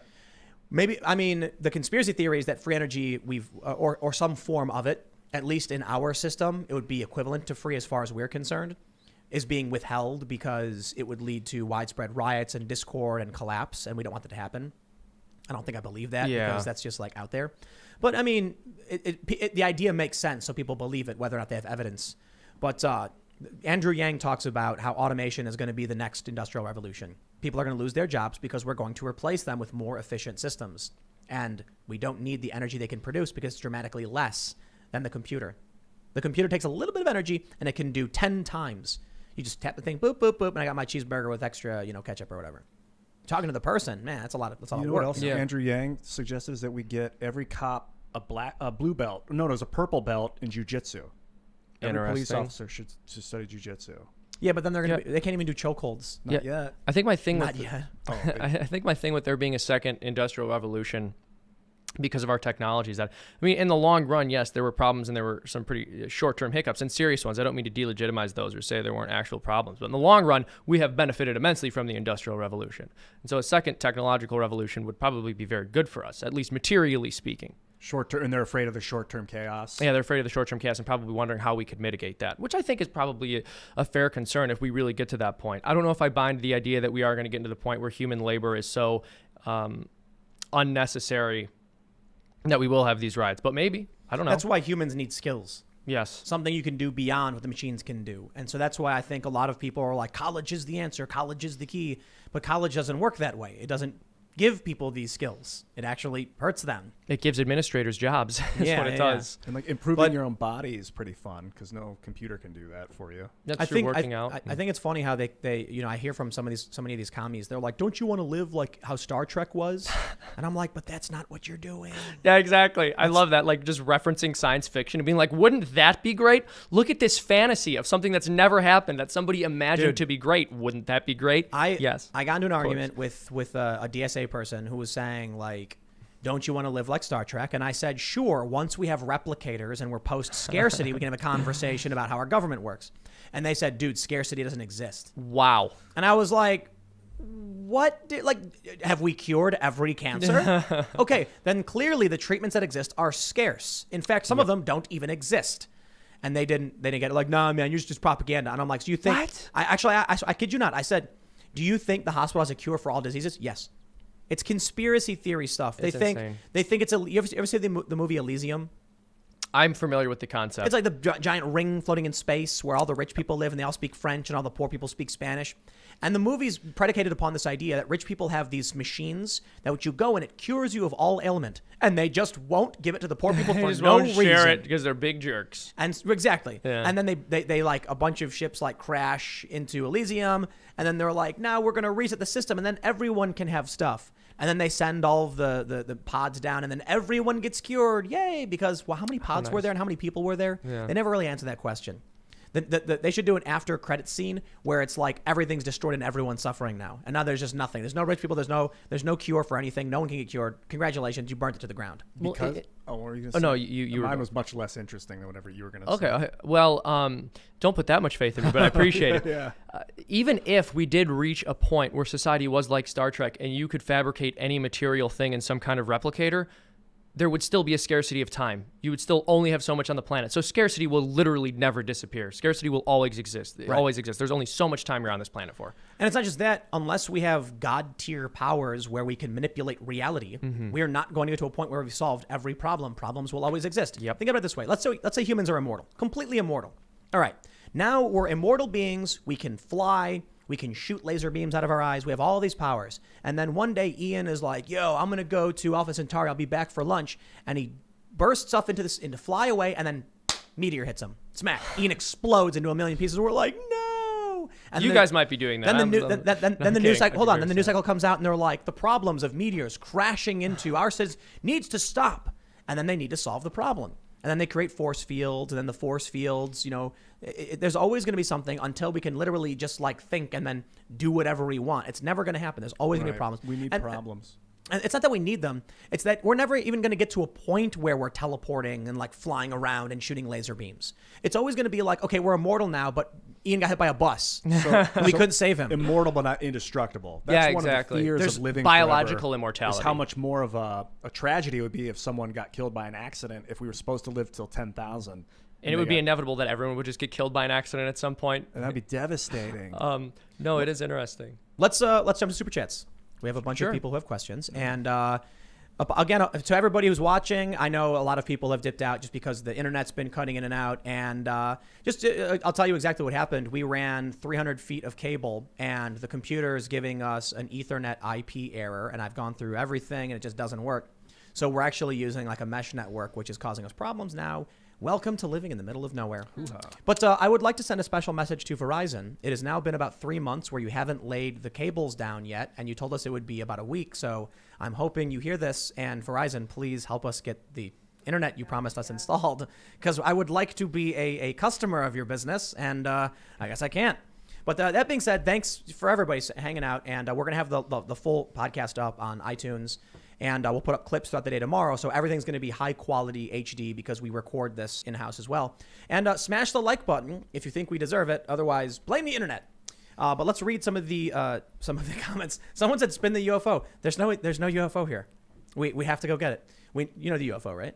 No. We have the UFO, the levitating thing. And then it's not. We're not there. We're in the middle of nowhere right now, in an undisclosed location in the mountains, and that's why the internet doesn't work. All right, we got a question for you, Seamus. Spork Witch says, Seamus, why did you forever sleep yourself? What? Hashtag Epstein didn't kill himself. Oh, no. Is that a reference to one of your episodes? Self-forever sleep. I think he's saying that I may or may not be slated to have some kind of accident at some point in the future due to my outspoken political beliefs. That's true. Yeah. All right, let's see. We'll jump down a little bit. Okay, we have a bunch of funny questions, but sure. Imago Mortis says, you all remember that Intercept article about a Pentagon video detailing the inevitable dystopian future of major cities? Definitely worth a read. Oh, wow. Interesting. Yeah, I'd like to check that out. Charles Adams says, have you seen this? Governor Ron DeSantis announces the Combating Violence, Disorder, and Looting and Law Enforcement Protection Act. I think I saw this. Wasn't that the thing where he said you block a road and it's like jail time? What? Yeah. I mean, honestly, that's good. I mean, yes, people should not be standing in the middle of the street, you know? Yeah, but you're right, especially if they cause an accident and stuff like that. But I think, we have nonviolent civil disobedience where these activists would like sit in the middle of the road. They'd immediately be arrested. It would be cleared out in 20 minutes. They'd cause a minor nuisance, get some press coverage. And I feel like that line is tolerable because we don't want the alternative. If you make peaceful revolution impossible, you make violent revolution inevitable. So we have to tolerate a certain level of disobedience without putting people in prison. Sure. Oh, definitely. But I guess the question is whether or not that's tolerable. You're right that if it's 20 minutes, it might not be as big a deal. But if you're blocking off an entire road and now like ambulances can't get by, for example. Then the cops come in and arrest you. Yeah, it's already illegal to do. Yeah, okay, that's good. Yeah. So typically what happens is you get a supervision charge. You get locked up for a day or two while you wait arraignment. And you blocked a road. It's like, okay, well, we don't like you did it, but we get it. You made your point. Congratulations. The alternative would be you give them prison time. Then people are going to start getting violent. They're going to go black bloc Antifa. They're going to put masks on and run through the streets full speed. They're going to escalate their tactics. Yeah, I think it just needs to be understood by the people who want to block the street that you are going to make people in their automobiles feel extremely unsafe, and you have to be prepared for one of them to lose their cool. Yeah. Mads says, and this was a while ago, he says, turn up the volume, fam. So hopefully the volume has been... I think we got that fixed. Yeah, this is an old super chat, but we are... I'll just put it bluntly. We built a new studio. There's I work all day, every day, so it's quite literally sink or swim, fly or fall. Yeah. We just jumped right out of the nest and saw if we can do it, and we had a bunch of problems yesterday with the audio was not working, and now today we're having all these internet troubles, and it's like, you know what, man? There would be no opportunity for me to set this up unless I just came and did it. I get it. Working. And now we've worked this. We had this really awesome audio guy come in, this guy Chad, and he set up this mixer, and it's all really great, and everything sounds a lot better. We do need to turn the volume up a little bit. I hear that, and we can easily just boost that. But now we got to figure out why the internet's giving us the business. So I need a network engineer. Seriously, someone who can just be like, oh, fix it and click a button, and then boom, internet's working. So it could just be simply the internet's really bad, right? So we get about 20 megabits up, and I don't know if that's enough. Are you on Wi-Fi now? Yeah. And so I think the mesh network is just deteriorating. Yeah. So we'll need to figure something out. But we'll read more super chats, while we're here. Mark G says, this cast isn't what I expected. No monocles and mustaches or two people made of straw. Oh, no. The straw men as well as the debunkers, they may turn up for a visit at some point. I do think it's funny that we haven't gotten you to do more impersonations. I know. You guys are just abusing me. You wasted. Okay, folks, honestly, if you think I just came here to do impressions instead of discuss aliens and UFOs and being in a simulation and all these other things we're having a conversation about, you're absolutely out of your mind, okay? That stuff's way more interesting than talking about, the consumer spending crisis that we've seen in healthcare over the past 40 years, which is a result of Medicare and Medicaid, which is a government policy, so universal healthcare is not the option that we should be going for as a country, okay, gang? Holy cow. And you can just go that fast and say all of that. Yes, gang. Yeah. Very good at it. Okay. I was basically Ben Shapiro at one point in my life. I just aspired to be him, and I just got very good at the skill set required to be Ben Shapiro, but unfortunately, he beat me to it and got the job first. So why don't you just do that and make legitimate political arguments? As Ben Shapiro. Because it wouldn't be honest to myself. But I think it's funny that most people, if they do, the people who are familiar with your kind of know you for a more comedic context, and here you are having this legitimate political discussion, very calm and reasonable, and it's I wouldn't call anything I say reasonable, but I appreciate it. Yes. Pat Lynch says Joe Biden isn't a boomer. He's ironically part of the silent generation. Is he? He's not a boomer. No, he is silent generation. He is silent generation. I think that maybe. Actually, I could be wrong. He just said that, and so I agreed with it. But so he was born in like 41? I don't know. Is that? Oh, wait. 43? That's silent generation. Is it? Yeah, it is. Really? Yeah, I can look it up. Oh, that's after the greatest Boomers were generation? after World War II, so 46 on. It was greatest, then silent, then boomers, or what? I believe so. Yeah, the greatest generation would be the ones who fought World War II, correct? And then the boomers were the kids of the greatest. Because the baby boom. Mm-hmm. And then who were the kids of silent? Gen Xers? Gen X, yeah. Maybe. Yeah. And then, but Gen Xers seem to be all right. They're cool. It's Says the you. millennials. Because they didn't How have the dare internet you. when they were born. I don't know where I am. I don't know if I'm millennial or Gen Z. What year were you born? 95. You're a millennial. Millennial. Okay. Yeah. Yeah, I think Gen Z is after 2000 or like Really? Yeah, something like that. Maybe. Let's see. Adam Strangelove says, Tim, they might actually do the debate because recently Spotify has come after Joe Rogan and made it so Spotify has the right to edit his streams. Oh. Well, I don't know if that's true, but we were talking a lot about this because a lot of people are worried about what's going to happen with Joe's podcast because some episodes have fallen off. And then someone told me that he said it was because of a corruption in the files or something like that. I don't know if that's true. I don't know. I don't really care that much. Look, the dude can do whatever he wants. People are going to get mad about it. I think more people are mad about Joe because they're worried they're going to lose a weapon in the culture war. Yeah. They're like, but Joe is this guy who's fighting for us. If he goes out, they're going to, and so they don't actually care about what he wants to do and what his show is all about. And it's like, I'm going to do my thing. I'm on my own business. Yeah. People are correcting me a lot on the Breonna Taylor thing. That they did actually knock before entering. Oh, okay. And the guy fired through the door. We didn't get that far. Oh, I had no. Yeah, that changes. See, that changes everything. And this is why I said earlier, no matter what the circumstances were, they would have treated it the exact same way. And that's why I'm so skeptical of every single story I hear about this. But also, one thing on Joe Rogan, I was discussing this with you guys before we started the show. When I first began college in 2013, I had the Joe Rogan Experience recommended to me by a professor who was a liberal professor at the time. And it's just funny because probably only 3 or 4 years after that, Joe Rogan started to be accused of being this like alt-right, sympathetic, adjacent, fascist sympathizer because he has conversations with people who they don't like. It was just funny to me how the culture changed so quickly. To the point where, like, at the beginning of my college experience, liberal professors were recommending him. By the very end, they were condemning him. I think he was super liberal in the early days and then got a little more moderate. I don't know if, I guess I couldn't speak to that because I didn't consume too much of his content early on.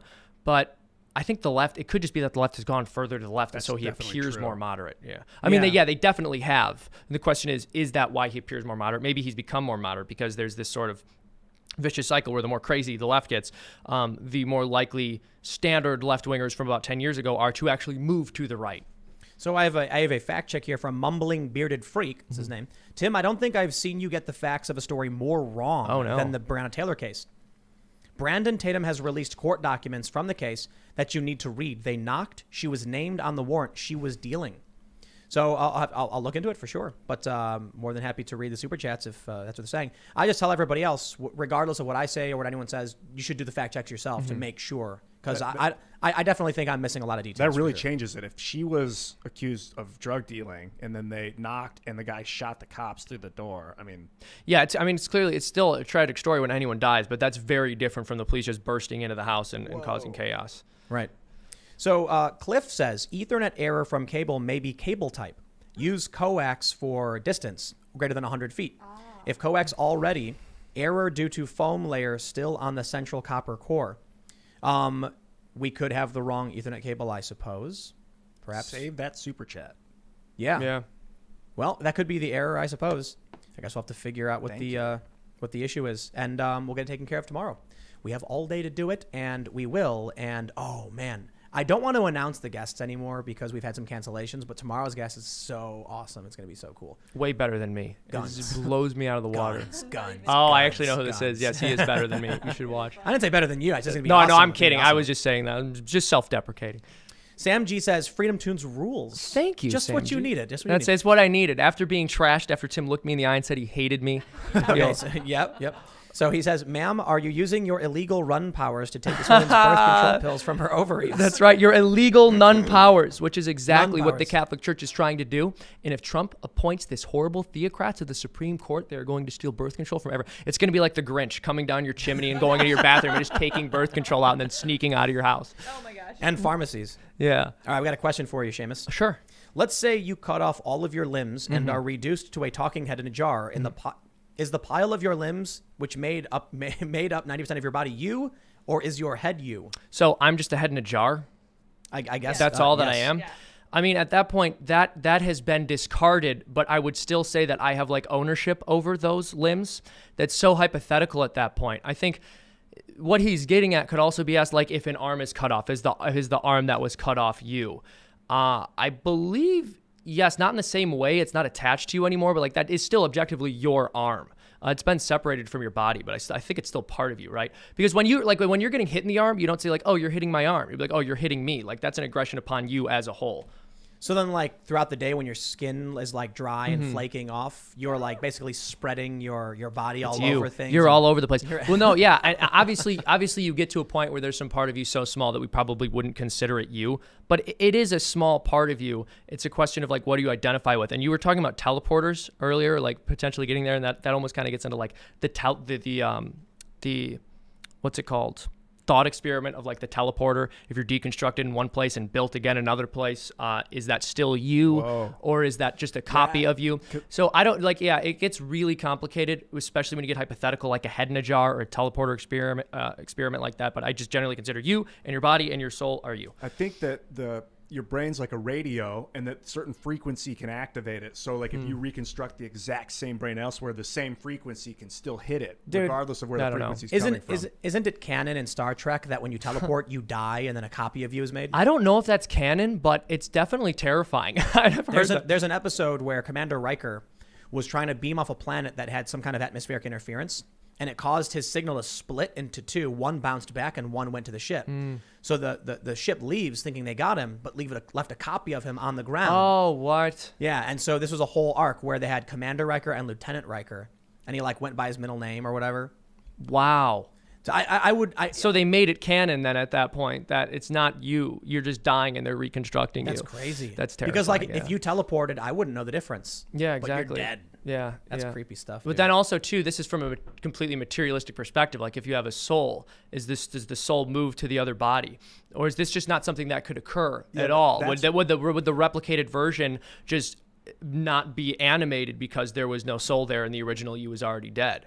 Or can We've never teleported anybody, so we have no clue. Is there like a soulless version of you now? No, I think you just die. I think a soul needs to animate you, or you're just dead. I think that's true. So you think like this second copy would just be dead? Just drop dead. Yeah, Whoa, that'd be crazy. Like I think the soul's coming from the galactic core, and it's beaming to us and like giving us information, causing your brain to function in certain ways. You know, normally, like I think hearing something like that, where it just sounds like I don't know where you're getting that from. It sounds nuts, but I mean.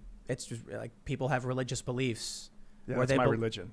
Right. If you are like, I feel and I believe something and it's true, I'll be like, well, I certainly don't. But if it's coming from the galactic core, that means differently. It's coming from a universal core that's hitting the galactic core and then refracting to the sun, which is then refracting to the earth, then refracting to you or something like that. I think it's a simulation. You know, I saw this really funny post where they said simulism, which is like, you know, that the belief that you're in a simulation is just God for nerds. Like, yeah, well, exactly. It's like people are so averse to a belief in God, but then if you say like we're in a simulation, it's, whoa, man, like that's so deep. Yeah, and cool. right. So quite literally, you're saying someone programmed and designed everything and created as it is, and it took them a certain amount of time, and we're in their system by their design, and they work in you don't know what their end goals are, but you're it's just a more complicated version of the same thing. Soul. What if that is really crazy? Like. We like the simulism almost creates a like it almost just leads back into religion, particularly like Abrahamic religion. It's just a different religion, yeah. But I mean it's not the same as Buddhism. Like simulism has the idea that there was someone who created. Oh yeah, there's a reality. creator. Yeah, creator and it's design. You know what I mean? Yeah, well, you could say then. I mean, it probably wouldn't be a coincidence that it developed in the West. It's sort of like a perversion or distortion, maybe in some ways. That's a good point. But yeah. But you could also say too. I mean. I don't think the idea of a creator was unique just to the West, too. I think, like, obviously Buddhists don't necessarily believe in a creator, but other religions did. Yeah. Let's read this here. Super chat from Court J. What do you think about outfitting the cops with the tech to just record the traffic violations while patrolling and then sending citations to the owner of the vehicle, reducing interactions? I personally disagree. Yeah, I think too many people would fight that. They would try to fight that. It's like, oh, there's some angle you didn't capture. I wasn't actually guilty of this. I don't know. Not even that. You need to stop people who are causing, like if someone's drunk also driving. True. Yeah. Or, I mean, I guess it's a felony, so it's not the same as a citation. But if someone's speeding and you're like, nah, you'll get a ticket in the mail, well, they're going to keep speeding. They could hit somebody, you know? So we definitely got to have cops stop people committing crimes. Pablo Martinez says, more FreedomToons with Tim Pool guest stars. Yeah. Oh, wonderful. Yeah, we could at some point. Yeah. All right, let's see what we got here. Big Mac Attack says, we're going to turn into the super vampires from JoJo's Bizarre Adventure if we don't kill ourselves in our greed to get there. I don't know what that is. I never watched JoJo. I remember the last time I was watching a stream last time I was at your place where you guys got into Naruto. Yeah, and everyone's telling you all the things Naruto taught them. And I was really tempted to like super chat in that Naruto taught me to run, but I was like, no, I don't even want to go there. It's a touchy subject for a lot of kids in gym class who ran like that, and we all knew some of them. Did you wait? What really? Oh yeah, there were. I feel like almost everyone I know has had the experience of seeing at least one kid in gym class do the Naruto run. But maybe that's just so inefficient. Yeah, I know. But I guess like the idea is like they're running. So for those aren't familiar, their arms are like just flopping behind them as they run, as if to simulate just like. They're running so fast, their arms are just flailing behind them. Like, it's ridiculous. Dude, I think the show's great, but that really is dumb. They run like that. I don't know. Do they all run like that or just him? They all run like that. Wow. Yeah. Yep, they all do. And they just like jump through the trees and they like just jump from tree to tree, jumping like 100 feet at a time. And, you know, it's how ninjas roll, man. How beautiful. Also, they can create fire and other magic from their hands by making hand signs. And it's a show. Maybe that's why they run like that. They don't want to accidentally discharge their hand magic in front of them as they're running. You never know. It could be safer. You know what's really funny about the show? Now that we're going to get into like anime fandom. Oh no. When you start, what have I done? When you start, well, this is actually funny. It's interesting. When you start watching a show like Naruto, in the early series, it's about like ninjas, and the ninjas have like ninja abilities. Like they can, like someone will throw like a ninja star and they'll hit him, but then poof, it turns out it was a log the whole time, and like, whoa, it was actually a log. You tricked me, and the guy's behind him with a knife. And then later on, the show gets crazier and crazier, and it turns out the show is actually about an alien invasion. I'm not even exaggerating. Like, you watch this whole show and you think it's about ninja warring countries, and then at the end, it turns out it's an alien invasion, and they're all wielding alien space magic. No joke. 100% true. Is that like a jump the shark thing or a thing they planned? I think it was a jump the shark thing. Yeah. Because like the original concept of the show is that people had like the inner energy and they could convert the energy into like elements. And at the end it was like aliens came and, you know, like they're fighting. Your powers originated with the aliens who brought them and traveled between dimensions. And it's just like, I don't even know what I'm watching anymore, dude. Like, I liked it when the dude was hiding in the tree and like was like, I will kill you with my knife. And now it's like the space lady is like transporting to alternate realities, and like this dude can like teleport. I don't know what you're doing, man. Whoa, it sounds like psychedelics. Sounds like, I mean, you might enjoy the show. You know. Yeah. All right, let's see. Eric A says, "What? I can't see what that says. Just tried someone's super chat suggestion to ask Siri where the blank are. You need to try it. Is that terrorists? I don't know. I don't know what it says. Certain words you can't read them. Dan Fitzpatrick says they found a dead body in Breonna Taylor's rental car. What? Yeah. It was a knock warrant. BF admits, and the sergeant was shot. How is it? She got shot and the BF didn't. Whoa, this is not what people were saying. That's crazy. What we gotta look. We all just need to look more deeply into this. Wow. Oh, this one's good. Jordan Trusso says, have you read Harrison Bergeron, the short story? Oh yeah, have you read it? No.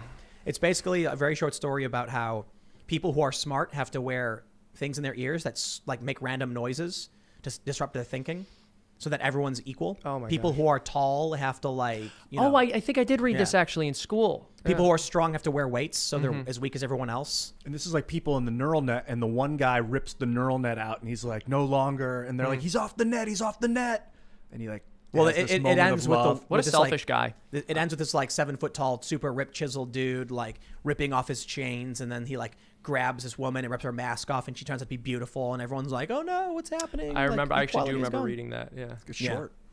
Here we go. Blue Satoshi says the Star Trek transporters are supposed to beam your matter from point to point, not copy you with local matter.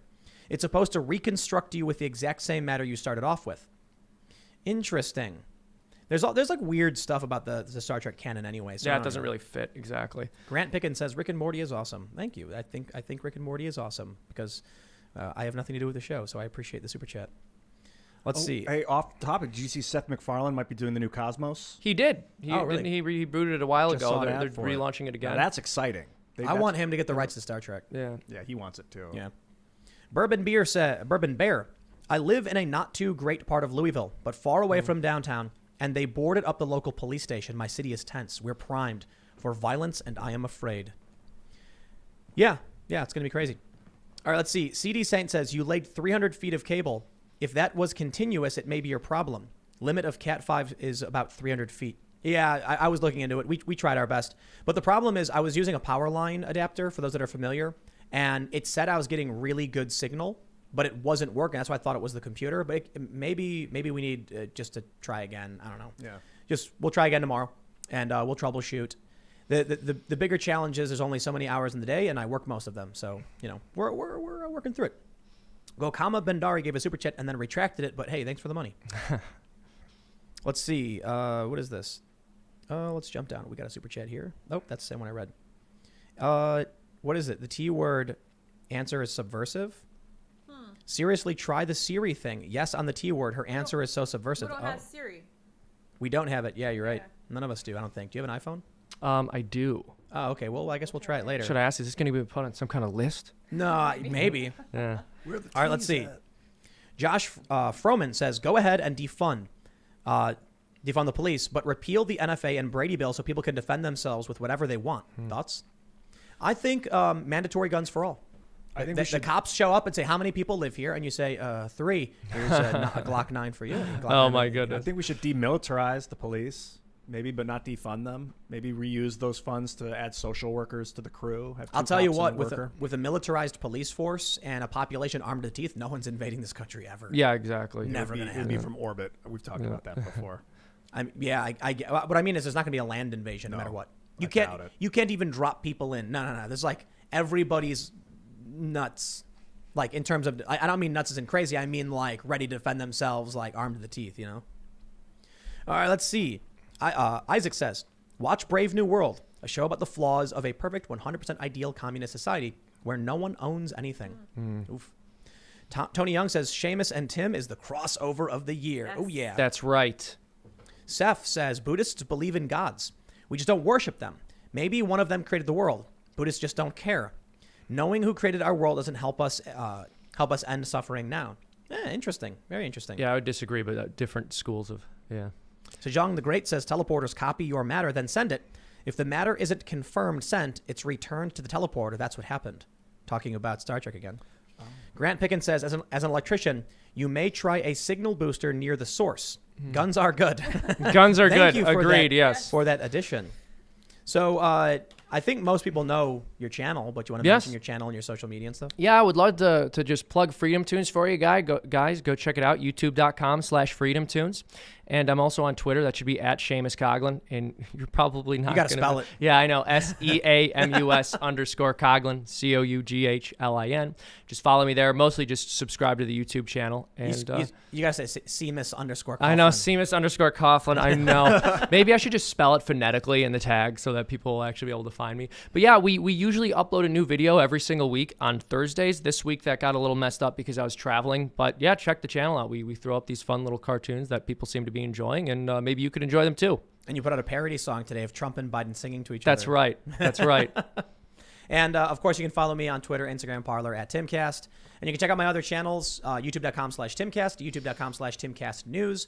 This is Timcast IRL. We will fix the internet by tomorrow. I promise we'll figure it out.